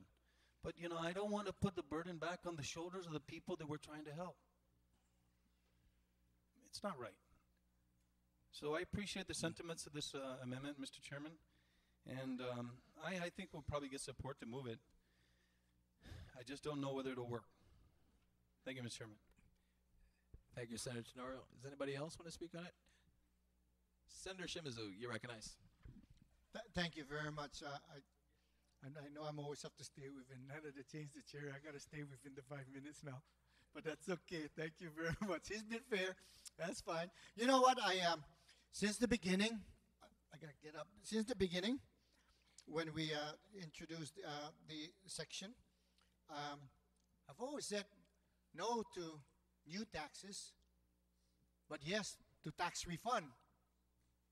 I'm glad my colleague, the earlier speaker, said yes, we got to give them the money to be able to, you know. So I have no problems with this regard, because if we pass our budget and the chief executive officer comes down here and says he wants to raise taxes, I would probably say at that time, what is it about the word NO that you didn't understand? What is it about the NO? Whether you put this language in there or not. I've always taken the position that government not only has a financial obligation, but it has a moral obligation to put the money, give them back their money that we borrowed for many, many, many years in their hands, rather than we continue to also use the bonds as a way of budgeting operational things. So, whatever things are going out to tell people that maybe Chicken Little, the sky is falling, well, I can stand here and say no to new taxes, but yes to the refund. And I'm glad that the earlier speaker that spoke before me has that same sentiment. Thank you very much, sir. All right, thank you very much. Senator Tina Rose Munoz-Barnes, and Senator Juan Pat after that.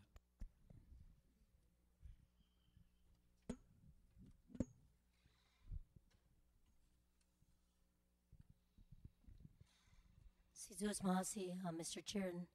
Mr. Chair, I too rise in support of this amendment, and I'd like to thank the good sponsor from Tamuning for proffering this amendment. And, you know, Mr. Chair, this is like reliving the past and knowing it's maybe about 4 years ago, almost 4 years ago, we, without asking and without looking, we made decisions here as a policy-making body to increase taxes in order to save government and know that in that same token, government would be saved, money will continue to generate, but people will start paying more. But in that same year, after hearing the cries of our people and after knowing that we did very well, we made a commitment to the people that we'd roll it back, these tax increases. And you know what? The business community didn't roll back. The people continued to suffer. And I believe that this amendment, giving the opportunity to bring this kind of provision out, it is there within their means to choose and make that people make the choice. So with that on hand, I'm going to support this amendment. Thank you. Senator Juan Pat? Thank you, Mr. Chairman.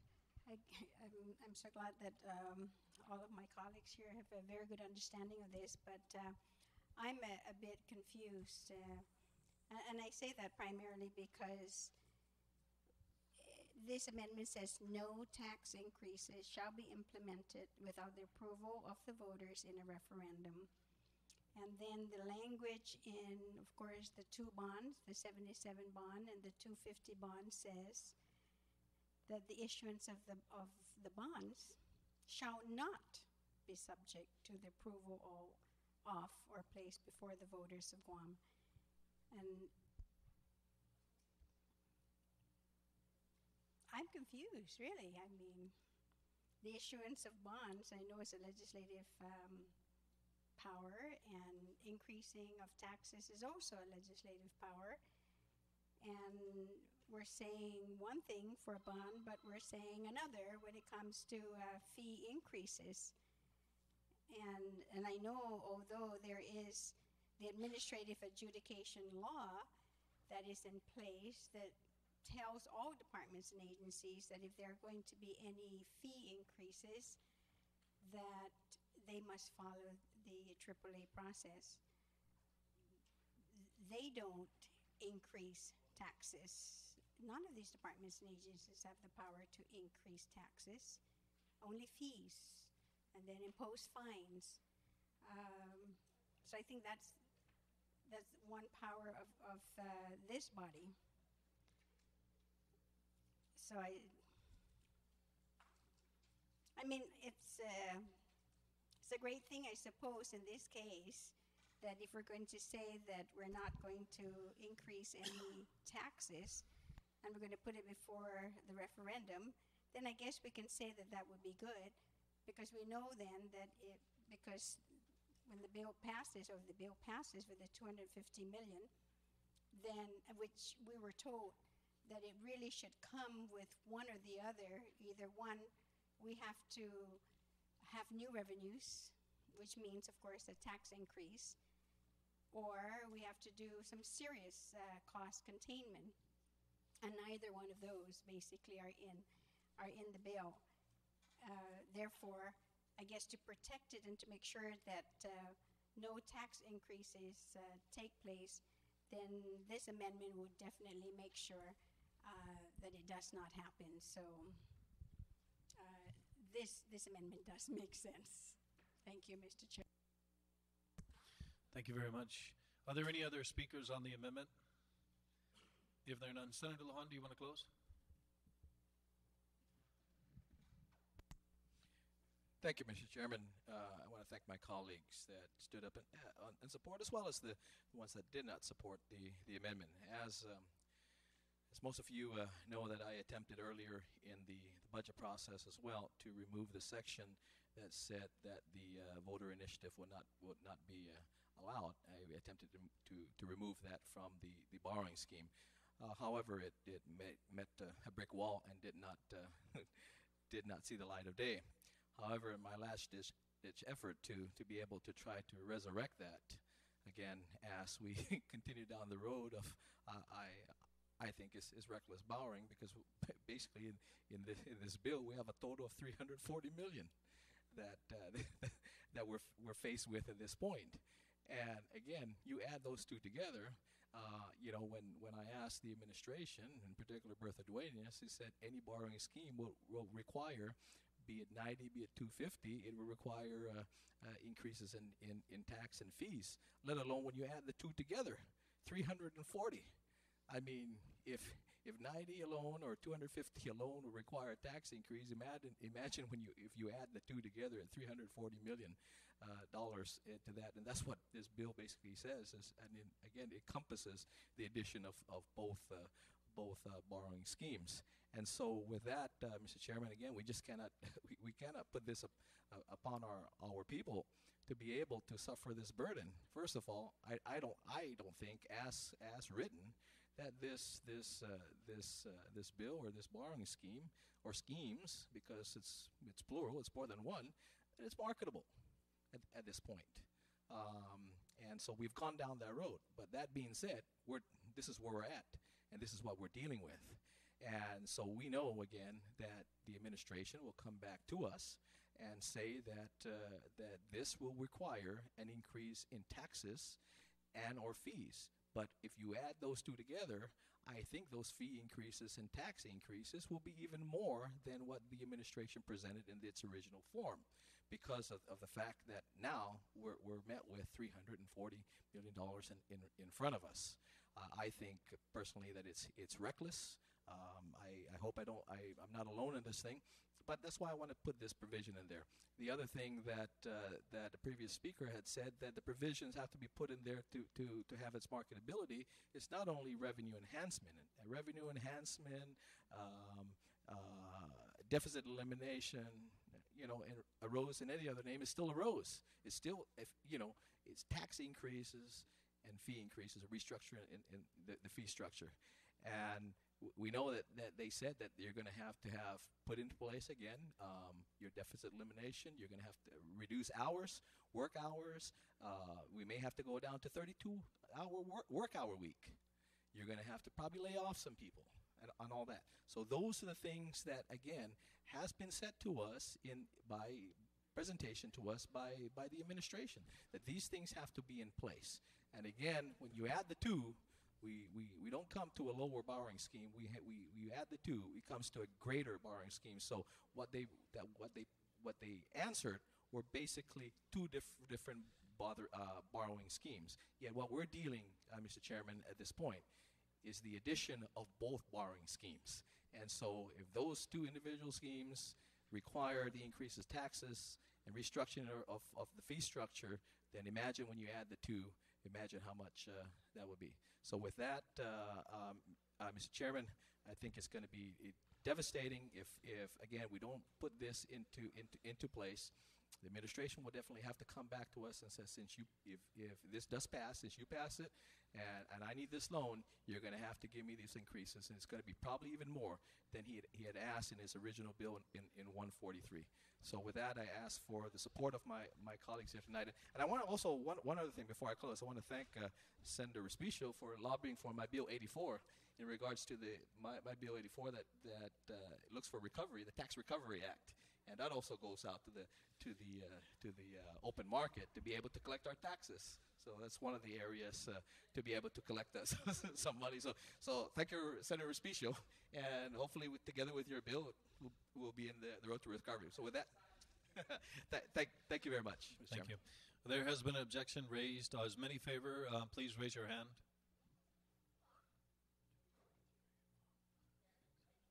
All right. Yeah. All right. Thank you. Motion carries. All right. Just a moment. All right. I have an amendment from. Just a minute, because actually I think these are new. Senator Guthertz had an amendment. Senator Guthertz? No. I'm trying to do it in the order that I got them, and I got a couple new ones. So it'll be Senator Guthertz, followed by Senator Wonpat, Senator Respicio, and Senator Pangilinan, I believe. You have a new one as well, Senator Pangilinan? All right, Senator Guthertz. Thank you, Mr. Chairman. This is a simple amendment that would be a new section under Chapter 2. And the amendment is being presented in order to clarify an item that appears earlier in the budget bill. And this is regarding the monies that we appropriated to the university for capital improvements. That was $360,000. After that action was taken, some of the university officials came over to the legislature to ask us if we could please do a clarification. I'd like to read this to you, and I think everyone understand what it is that we're trying to do. The new section would read, on the dates on which monies are remitted from the general fund to any trustee, co-trustee, or paying agent for the bonds for the purpose of either paying the principal of and interest on the bonds designated as having been issued for the capital projects set out in subsection N, item 5, or accumulating the amounts necessary to pay the principal of or interest on such bonds, there shall be transferred from the OG bond fund to the general fund amounts equal to, but not in excess of, the amounts remitted from the general fund for such purposes. And in the event that the amount so transferred or any such date is insufficient to fully reimburse the amount so remitted, the amount of the insufficiency shall be transferred as soon thereafter as it becomes available in the OG bond fund, together with interest from such remittance date to such date of transfer at a rate equal to the yield of the bonds. Such transfer shall continue until November 15, 2018, or until such date mutually agreed upon by the University of Guam and the government of Guam.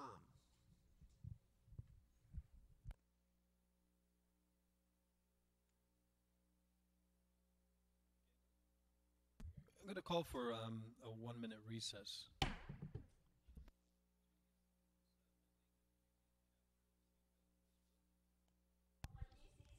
The Committee of the Whole is back in order.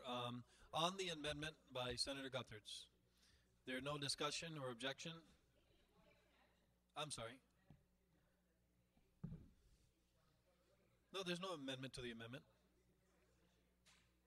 Do you have an amendment, Senator Senator Pangilinan?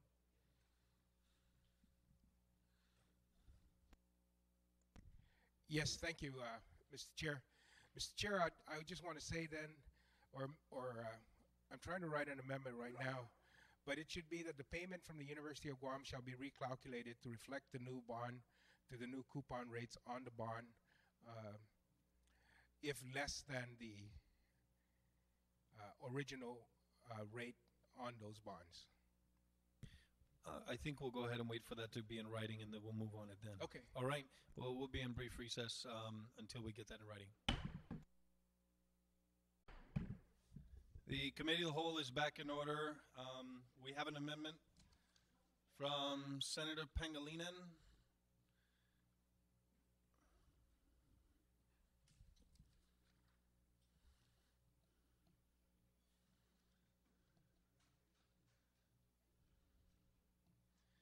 All right, so Senator Pangilinan, this will add the language that you've got at the end of Senator Guthard's amendment, correct?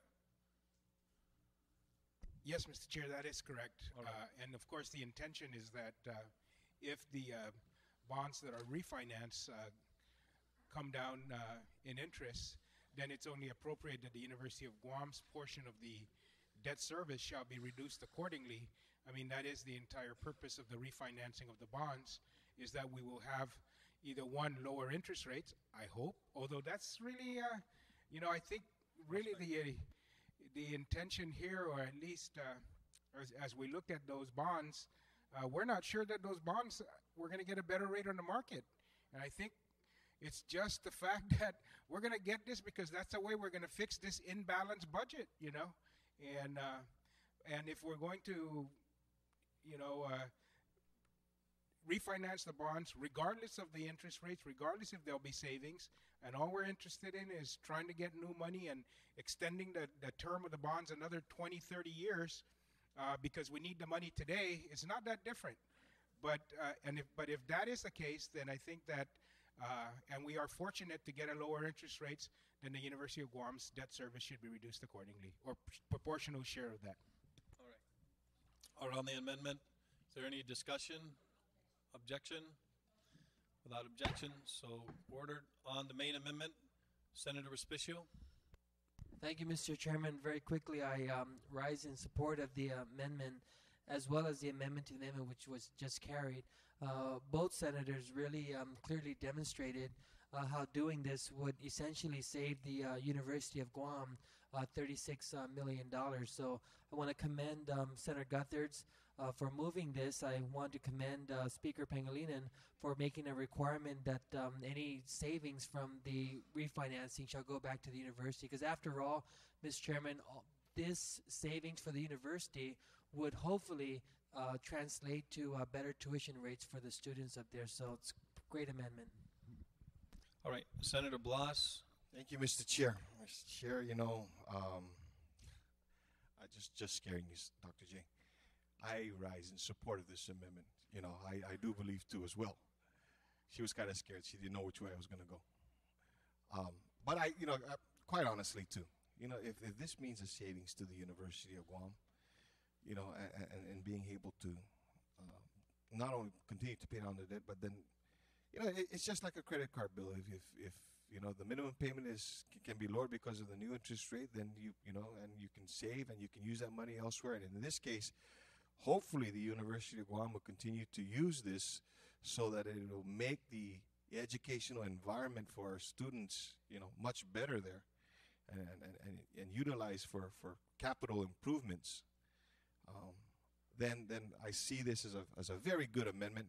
I applaud the author of the amendment. I also applaud the author of the amendment to the amendment, so that it does recognize, that the savings here can go a long way to helping the University of Guam. So, yes, Mr. Chair, I rise in support of this one. All right, Senator Shimizu. Mr. Chairman, I support this amendment as, on the basis that the bond that was offered, not my bond side that I proctored, if we don't do this, it actually penalizes. So we don't want to change the rules of engagement to, it's not a savings, it's really not for them to be penalized with the new bond that is being offered for the operational needs of the University of Guam. So this is something that we need to be careful that when we do some of these things that goes for operational, and there already is existing bonds, that it doesn't penalize them. So this prevents the penalty of that and brings it back to parity. Thank you, Mr. Chairman. All right, on the main amendment, as amended. No objection, no further comments? So ordered. Senator Wonpat? Thank you, Mr. Chairman. Mr. Chairman, the amendment that I have basically was an oversight. Originally, the governor had sent down in the original language everything on D that's written up there to the comma, where it says that the Director of Administration shall deposit on the last day of each month a sum equal to the amount required by the projected schedules of cash disbursement prepared by the superintendent into the public school system operations fund, and that was what the language was. And what needs to happen here is to put in the words there where it says starting from except is what's in this language is will come in, except that the Director of Administration for the first month of the fiscal year on the first Friday of October shall make a deposit equal to the amount required for the first month of the fiscal year as reflected in the Guam Public School System's projected monthly schedules of cash disbursement from the prior month's general fund revenue collections. If the wordings there are not included, then the Department of Education then basically would not get its funding on the 1st of October, but rather it would end up being at the last day of each month, and there's absolutely no way in which, of course, we want to hamper the operations of GPSS. So that amendment is just to make sure that they are paid instead in the first Friday of October. On the amendment, is there any discussion? No objections? So ordered. Senator Respicio? Mr. Chairman, this amendment would take care of the concern that I addressed earlier, and it just makes the first date for the first reporting requirement January 30th, 2008. And so I offer this for the All body's right. consideration. On the amendment, no objection? Any comments? No objection, so ordered. Senator Pangilinan? Thank you very much, Mr. Speaker and Mr. Chair, or Mr. Chair, or Acting Vice Speaker. Whichever. Acting Vice Speaker. The amendment would govern basically the administration of the appropriations to the Department of Mental Health in Chapter 3, Part 3 of this Act. And it would allow the Department of Mental Health to hire social workers, psychiatric social workers, psychiatric technicians, and other personnel responsible for mental health and substance abuse services. In Chapter 3, Part 3 of the Act, the budget bill basically, we placed a limitation on the employment of individuals or filling of positions that are vacant at the end during the fiscal year. And we allowed exceptions for things like nurses and doctors and licensed personnel. Well, the caregivers or the individuals that actually provide treatment at the Department of Mental Health for some of the services that they provide really are not licensed. They are certified, they are degreed individuals and so forth, but they don't technically have a licensing body that gives them a license. And these are direct patient care positions, such as the social workers that interact with them, such as the psychiatric social workers that are in the wards, and the psychiatric technicians. So this would allow that exemption for licensed personnel that we had in Chapter 3, Part 3, to apply to the Department of Mental Health for these positions who are also direct patient care positions, but technically are not licensed because of the lack of a licensing body. All right. On the amendment, Senator Blas? Thank you, Mr. Chair. Mr. Chair, I rise in support. I want to thank the author of this amendment for proffering this. There were a number of provisions and there were a number of discussions that we have in the current budget bill, Mr. Chair, that helps to identify and helps to address the permanent injunction that is facing not only the Department of Mental Health, but also the Department of Integrated Services for Individuals with Disabilities. And in the good faith effort of the Department of Mental Health to be able to adhere and to comply to the stipulations and to the orders of the permanent injunction. This is a necessary amendment so that the department can hire those individuals that are going to be needed not only for that for the permanent injunction, but to continue and to provide those services in an area of health that I feel over the last few years, has taken a back seat to the other health issues that we have as well. So with that, Mr. Chair, I want to thank the good senator from Barragata, for this amendment, and I stand in support of this. All right. Senator Moody Barnes. Cizos Masi, Mr. Chair.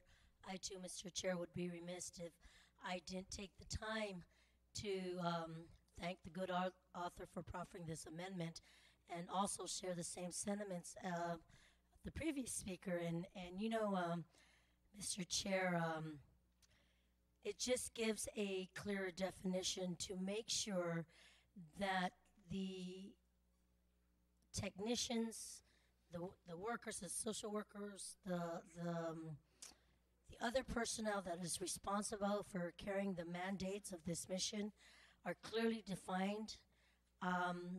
There could be some concerns. So, this just sets out a clear definition so that this agency can support those mandates and make sure that the services that are needed are well provided. So, again, I extend that undankalo na Cizos Masi to the author, and I thank him for that, and I also thank the Oversight Chair, and I share in the same sentiments of what he had noted. Thank you. Okay.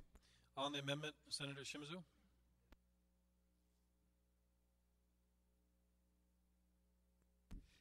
Thank you, Mr. Chairman. I just checked with the author of the amendment. Having been in mental health, I found that we need to do this simply because we have put other provisions that prevents mental health from hiring psychiatric social workers because they're not within the licensure listing. And I support this to facilitate it because I am not sure why would anybody would prevent them. What did we do here in this body to prevent them? And if indeed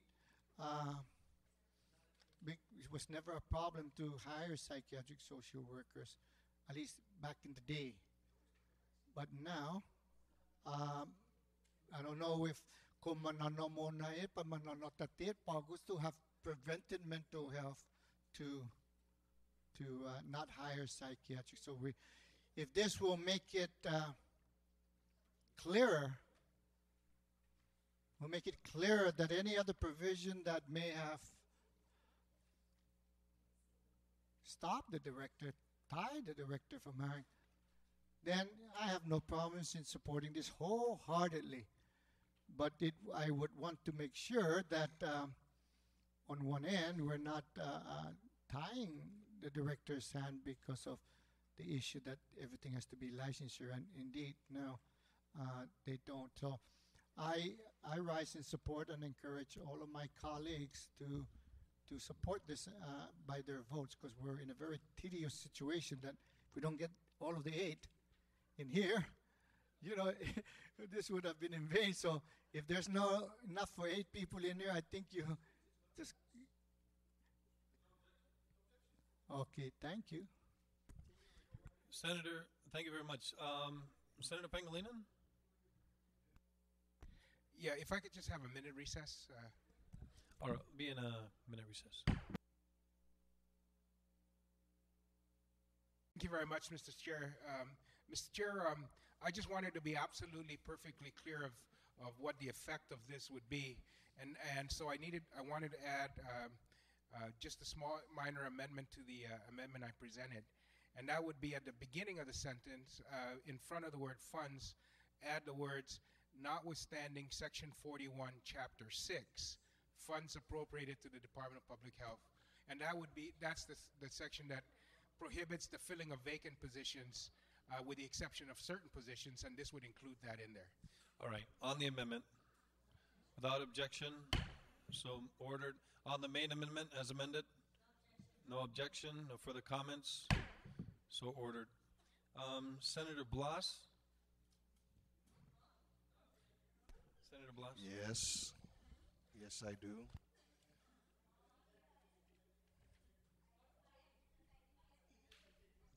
That's exactly why I held on to it. Thank you, Mr. Chair. You're welcome. Mr. Chair, Matt, he's got one already.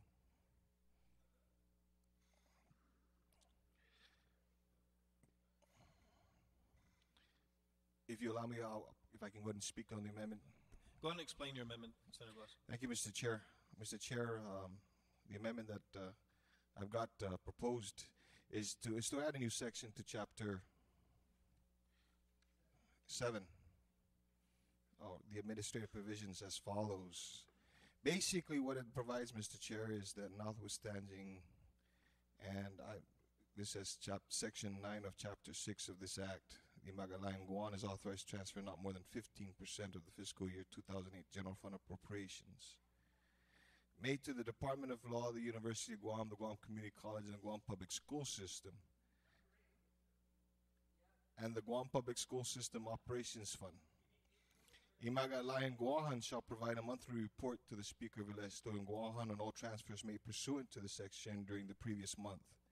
Said report shall include, but not limited to, amounts transferred, agencies or special funds from which funds are transferred to or from, and the reason for the transfer. You know, Mr. Chair, over the last few days, more specifically, this body has got into a number of very colorful and very, I want to say, very substantive and fruitful arguments for and against certain borrowing measures that would help to reduce the deficit that we have. And you know, Mr. Chair, let's not make no mistake about this. Okay, I do believe that we have to pay down our debt. But I also believe that in paying down our debt, we can only pay what we can afford. And just earlier today, we had made amendments and measures, introduced measures that basically, if this bill were to pass, would quite honestly make it very, very, very difficult for the chief executive of the island, the Imagalayan Guam, to be able to fund the agencies and provide and make sure that the operation costs to run the government of Guam, it'll be difficult to do this. And, you know, over the next few months, one of the fears that I'm going to have is if some of the revenue enhancements don't occur, if, as the administration had proposed and had wished for fee increases and tax increases don't happen, what is going to happen is that we're going to run into a financial dilemma where the governor is not going to have enough money to run the government agencies. And I know this is a very controversial subject, sir. And I'm almost positive that there are going to be some of my colleagues that are going to strongly oppose this measure. You know, but I would like my colleagues to seriously consider the actions that we've taken over the last couple of days. If not for those actions in the last couple of days, of how are we going to continue to permit the governor of Guam to be able to provide those critical and essential services that our people of Guam expect? And recognizing that, yes, on paper it looks like, oh my God, he can be able to raid this fund and that fund and cut them short. But at what expense? At what expense is it really? We're going to have to trust him. We're going to have to trust that if he's going to take money from this agency or that agency, it's for the good of Guam. Because what we've done over the last 2 days is going to handcuff him. And you know what? And in handcuffing him, what is it going to do to the people of Guam? What is it going to do to those people who are going to expect those services, who rely on those services? What are we going to say to them? I'm sorry we couldn't provide your service because the governor didn't have the ability to be able to transfer money in so that those services can continue to be provided?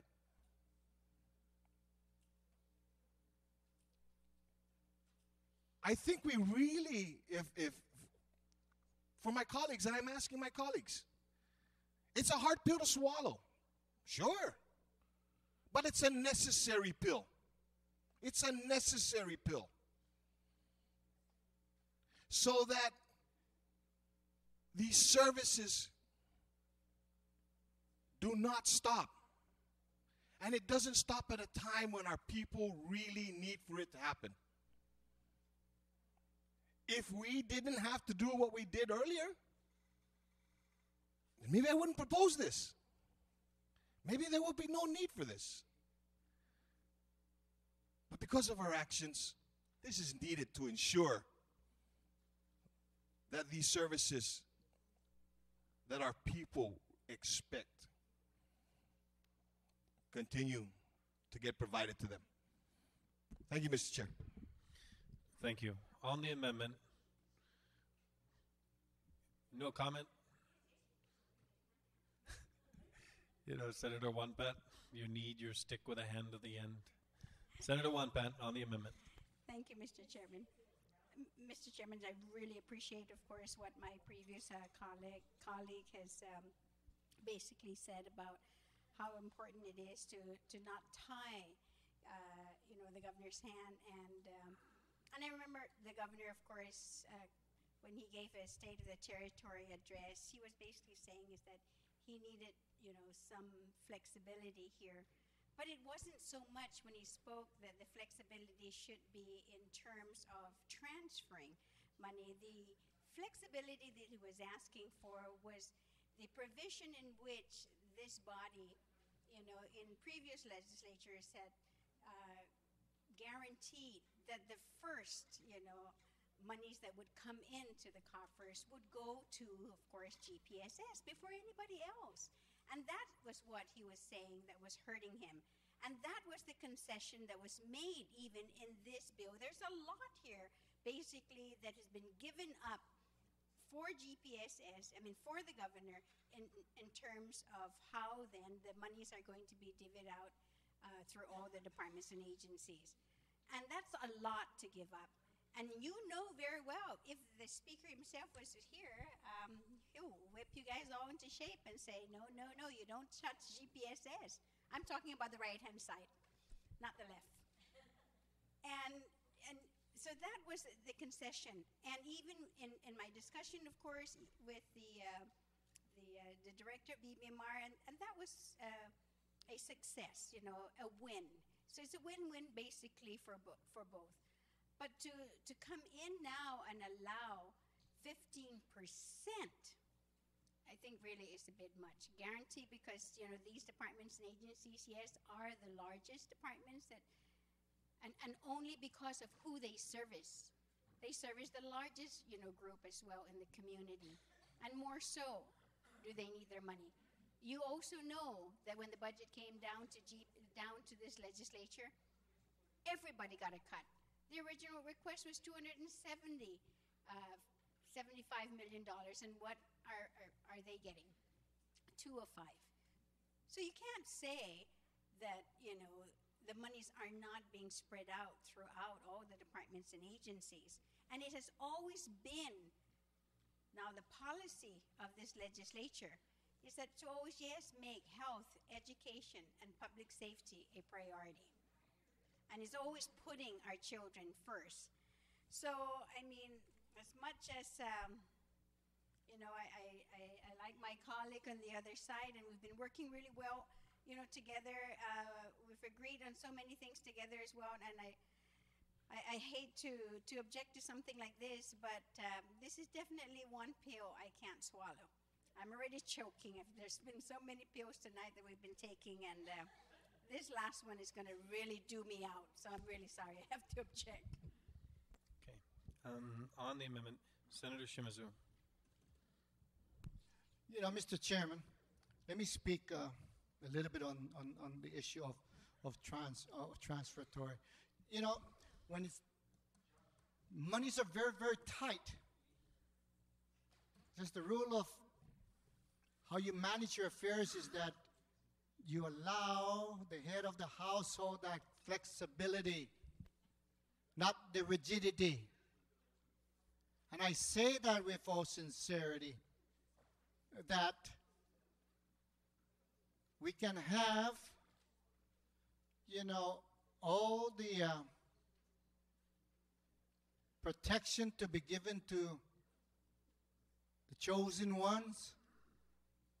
And if we speak out against the chosen one, we will be whipped into place. Not me. What we should do is like what the previous speaker said. And I'm just looking, just on the principle, when you have very tight money, you need some flexibilities to be able to say, some emergency came up, I need to do this, but I can't. We tie the hands of the head of the household. We tie our own hands. So on that principle, I have a problem with tying the head of this island by not allowing him some of the tools that he will need. The author of this bill is very, very conservative, of 15%. Originally was 10%. But philosophically, again, I'm going to repeat, my good colleagues is doing like this to me to up. Almost quite frankly, as I think about it, if I'm the head of the household and my family, I don't want my neighbors to come and tell me after I have already have the money that these are the conditions that you're going to tie myself. But you know what is really interesting? This transfer authority that my good colleagues is trying to do, you know what? The way I've heard it is the allotment releases is where it's control. He has not released, the head of the household has not released, I think over 30 million or whatever the amount to some of these agencies. He's already managing it, the cash flow based upon release of the allotment. These are just some of the tools that the head of household must have. So, think about it, those that are saying the sacred cows, that we should not tread on the sacred cows for fear of retaliation. Do what is right. Now, if there's a lot of monies that we have in there, and they're going to squander it, then we can maybe tighten the head of the household sa agasta todo gi banida, lo te agasta todo gi nisidat. So, I think this is a good and fair amendment, giving this management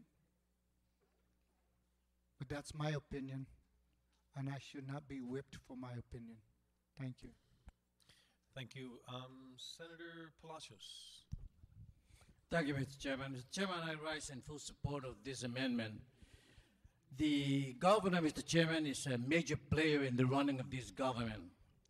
The governor offered to this body proposals, ideas on how best to deal with the money problem that this government faced. That sadly, a majority of members of this body just refuse to cooperate with the executive branch. I mean, I say refuse because the governor offered proposal. And now again to continue to restrain him in how best to utilize available resources when the last 2 days all we're saying is that money is tight.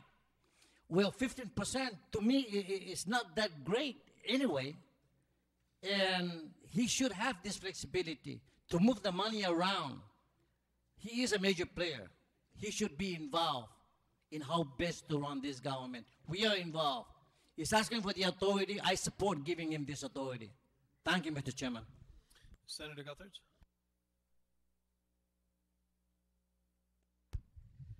Thank you, Mr. Chairman. You know, earlier in the session, this legislature passed the amendment restricting the transfer authority of the governor. And now the legislature, some of the members are having second thoughts, and they want to restore the transfer authority up to 15%. And I know one of my colleagues talked about sacred cows, that this amendment will no longer recognize the sacred cows of this government. Well, I want my colleagues to remember that those sacred cows include 32,000 school children going to our public schools.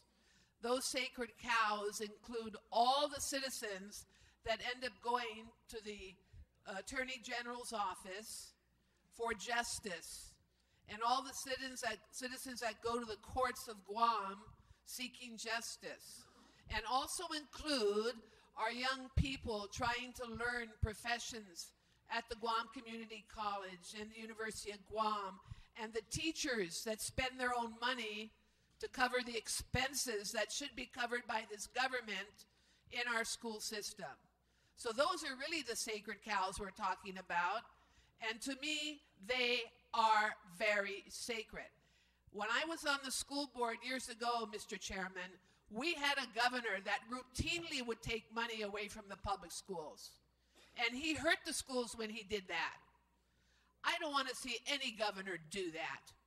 I cannot support this amendment, even though it is being proffered by a very, very close colleague of mine, someone who I respect and have always admired, a former student, a former police officer, the former director of Homeland Security, a wonderful senator, but I cannot agree with him. I will not agree to take money from our public educational institutions, our public schools, our children in the schools, their teachers, and all those that patronize these critical agencies. Thank you very much. Thank you. Senator Respicio. Thank you very much, Mr. Chairman. Mr. Chairman, I could appreciate the arguments against this amendment. I can appreciate the argument that education must be our top priority. I don't think any one of us in this room will not dispute that. But I also believe that all 15 of us as a body should recognize how important it is to have one government. And what this amendment will basically do, it would give the governor the ultimate responsibility over the Department of Law, which is now actually the Office of the Attorney General. Mr. Chairman, can we get some order in here? I could just let me know when I'm available to speak. Senator Respicio, continue. Thank you very much, Mr. Chairman. It's hard to argue for or against the floor amendment when there's a lot of distractions, but I guess the people can conclude just how intense this is at the moment, and I think they could appreciate what we're going through. Mr. Chairman, I started to say that ultimately we're one government. And I think that this amendment also recognizes that the Department of Education is not a fourth branch of government. The Department of Education, the Guam public school system, is part of the executive branch as well as the Office of the Attorney General. Although they're elected positions, the last I checked, ultimately their budgetary controls should rest with the Governor of Guam. This amendment doesn't say take the monies away from these entities. It says if you need to, do it, but remember, you're elected yourself, Governor, and you're going to have to be answerable to those decisions. I think if we did not provide the Governor transfer authority and he fully funds these agencies, especially in this cash-strapped government, and the other areas of government like health, what if the Governor needs to put more money into the medically indigent program?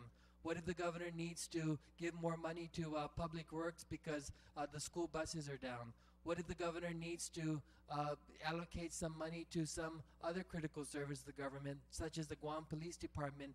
I think what the legislature is attempting to do here in this budget process is we set the parameters by which the priorities should be met.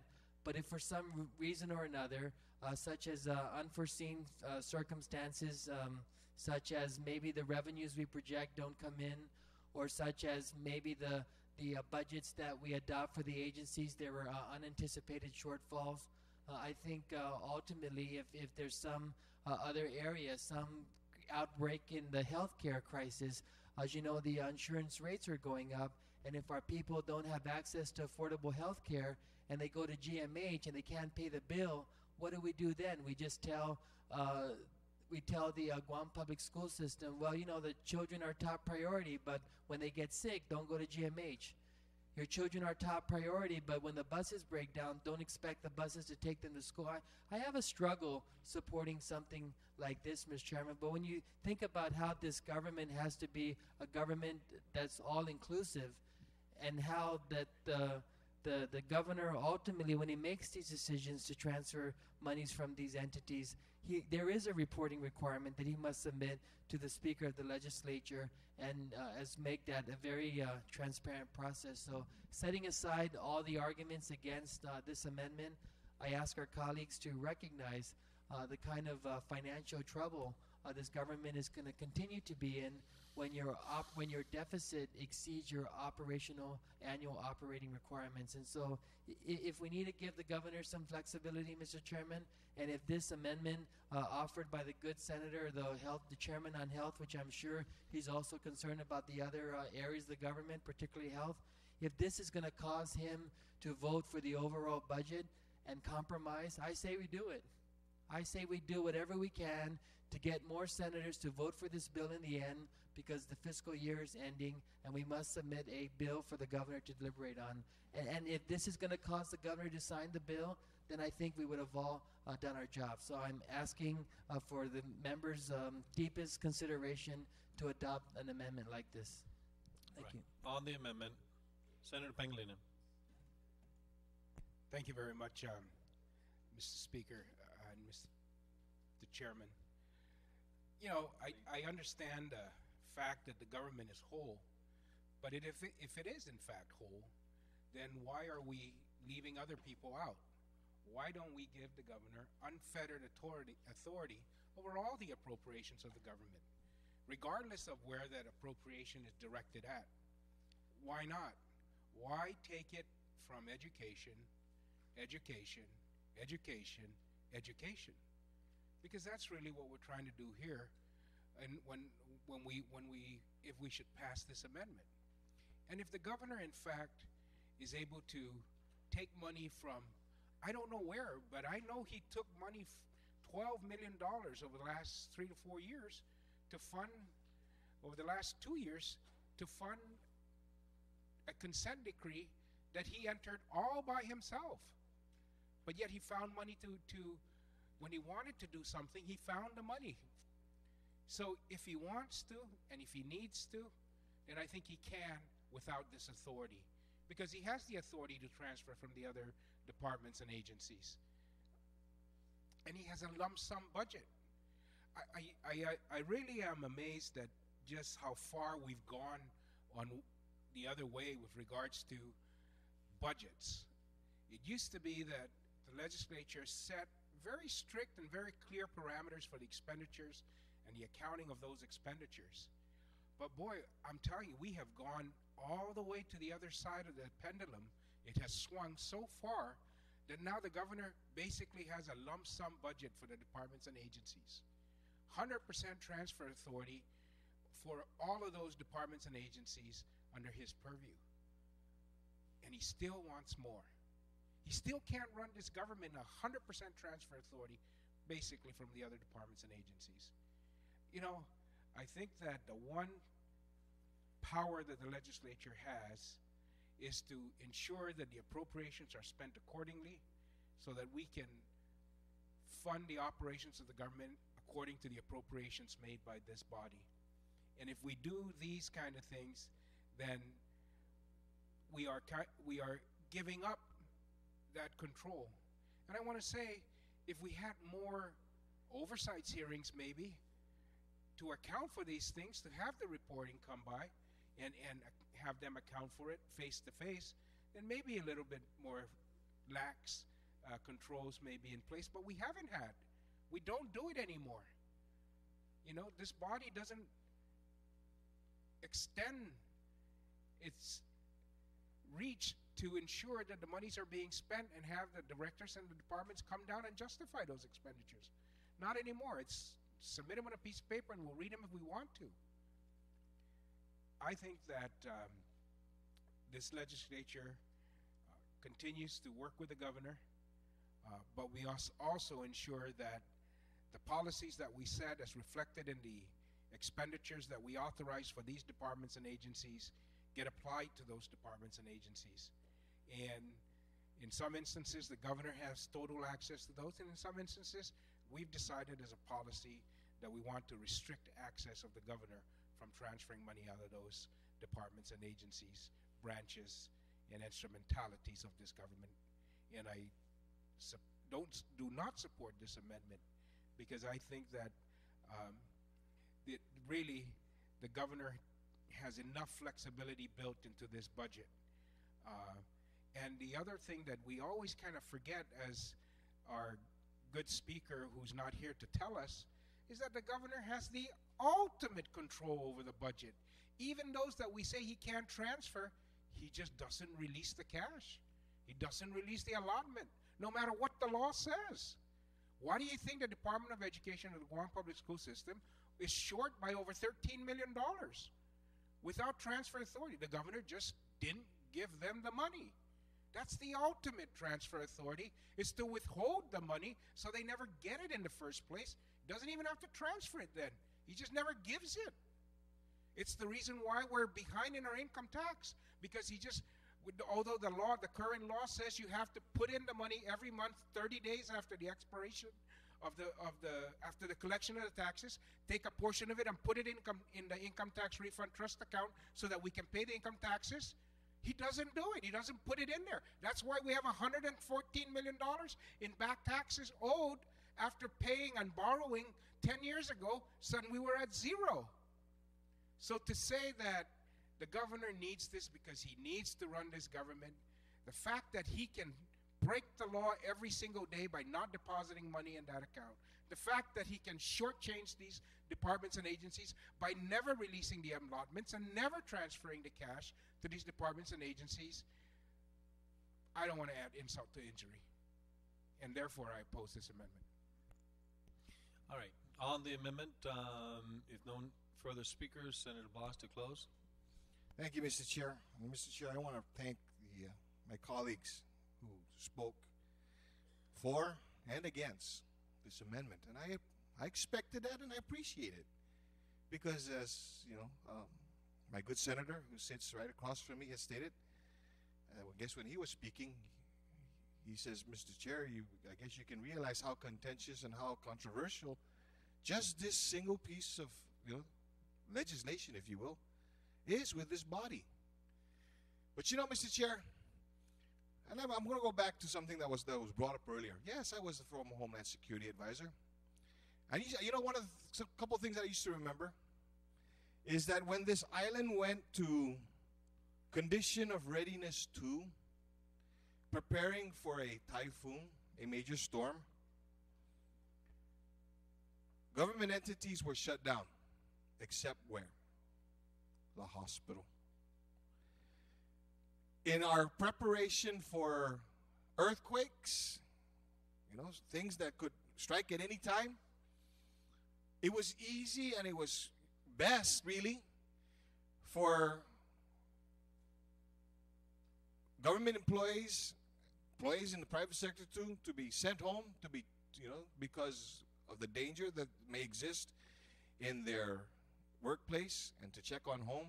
But what was told to stay open, and what needed to stay open, what had to stay open all the time? The hospital.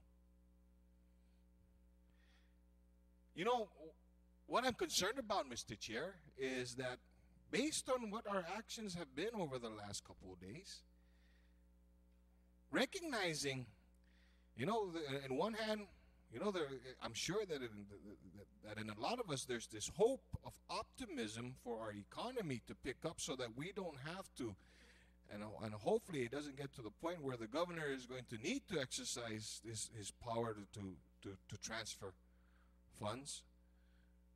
But, it's that just in case. That just in case that we have to prepare for. And right now, even if we look at the budget, it's pretty tight. It's pretty tight. The funding is going to be pretty tight. And, the extra expenses that we're going to be putting on our government because of our actions is going to be even tighter. And to not allow and not to trust, and yes, maybe it's a matter of trust. And not to allow and not to trust the chief executive of this island to make sure that the hospital is going to remain open, that our police officers continue to be on the road, that our firefighters and our medics are going to be there.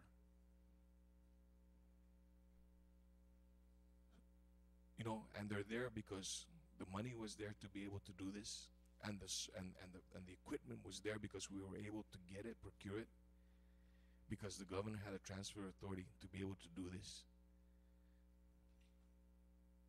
I think it's well worth it. So with that, Mr. Chair, again, like I said, I understand, I recognize, it's contentious.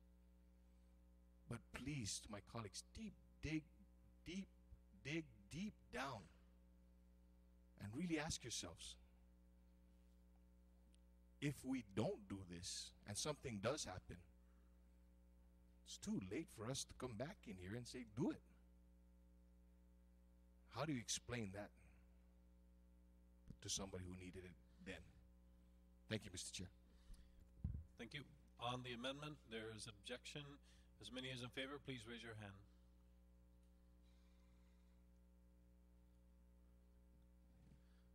So again, one more time.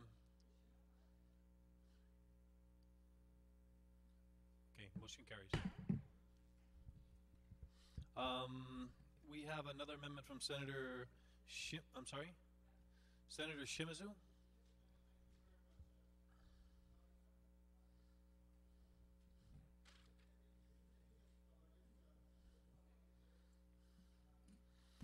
This is just to add a new section to the administrative provision chapter as follows.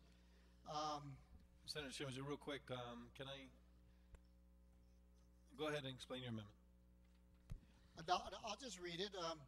It's to add a new section to the administrative provision. It states, departments and agencies receiving proceeds from bond funds pursuant to item K of Chapter 8, Section 1 of this Act shall provide the legislature with a written quarterly report detailing expenses incurred as a result of expenditure of said funds. Department and agency shall provide a closeout report to the legislature upon completion of the project listed in item K of Chapter 8, Section 1.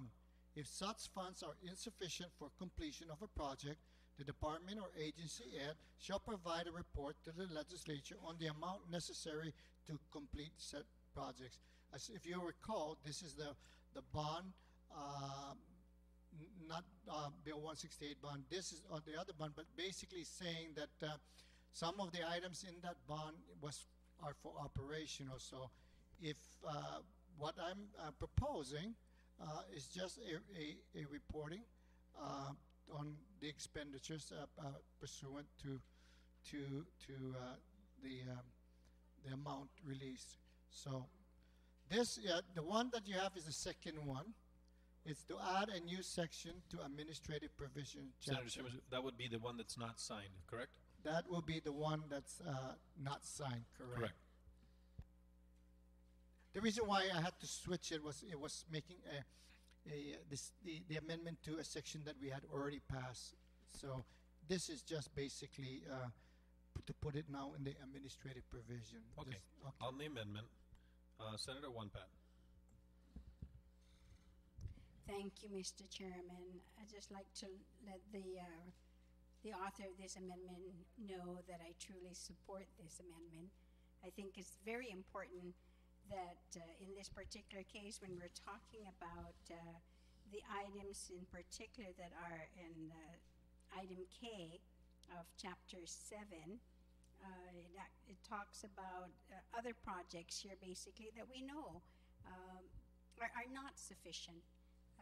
But yet we're still, funding as much as we could in a limited amount of money in the bonds. And the one in particular, of course, that I am looking at here would be the breakdown for GPSS, because I would like definitely for GPSS to make a report in terms of how they're able to fulfill the ADA compliance. And then, of course, there's the asbestos abatement. And then there are others, of course, that we know of CIPs. There's never enough money. And that is also covered here in this amendment, that because if the funds are insufficient for the completion of a project, then they would report to the legislature. We, support, of course, and want to be able to continue to fund for every child is entitled to an adequate education, and even with the limited funds, we know that we're unable to do everything, and we're hoping that we would have a better idea once this is done, once they start reporting this as they're working on the projects, and more importantly, if they're unable to complete it because of insufficiency of funds. So I definitely support this. I don't see this as any means, of course, where it would require more paperwork, or it would be too cumbersome, or anything else. Basically, I think it's a good thing. Thank you, Mr. Chairman. Thank you very much. On the amendment, there are no objections, no further comments? So ordered. Are there any other amendments on this chapter? Senator Pangilinan? Thank you very much, Mr. Speaker, Mr. Chairman. I just want to beg the indulgence of the body, Mr. Chairman. I introduced an amendment, and the body passed the amendment earlier in this chapter. But in looking back, I was notified, and it just goes to show you how long we've been in session. The purpose of the amendment, of course, was to allow mental health, notwithstanding the restrictions placed on filling vacant positions in Section 41 of Chapter 6. And the body, I guess, trusted me with that information. But I do want to apologize to the body, because what happened is that on September 13th at 2:30 p.m., the body passed floor amendment number 34, which basically deleted Section 41, Chapter 6, which therefore does not restrict the Department of Mental Health from hiring these individuals because of the deletion of that. And so I just want a very simple amendment, and once again apologize to the body. And it will be just to delete my earlier amendment that was adopted by the body. I think that would take a motion notwithstanding the standing rules. Yes. So, notwithstanding the standing rules, a motion to reconsider, actually, to delete, that is, the previous amendment with respect to mental health and its ability to hire certain classes of employees. If there's no objection, And I apologize once again to the body. Thank you, Mr. Chair. All right, so ordered. At this time, we are on, is there any other amendments to Chapter 7? All right, and then the next chapter is Chapter 11. Chapter 11 on severability, Section 1.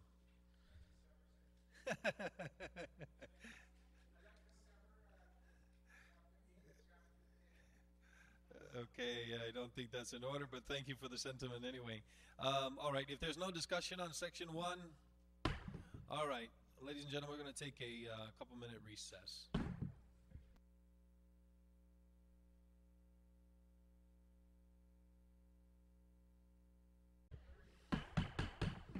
The Committee of the Whole is back in order. Senator Calvo, you're recognized. Yeah, thank you very much, Mr. Chair. Mr. Chair, the Committee of the Whole on the matter of Bill 143 has deliberated the same and now wishes that the Committee of the Whole rise and report back 143 with all amendments intact to the body and its recommendations to place in the third reading file.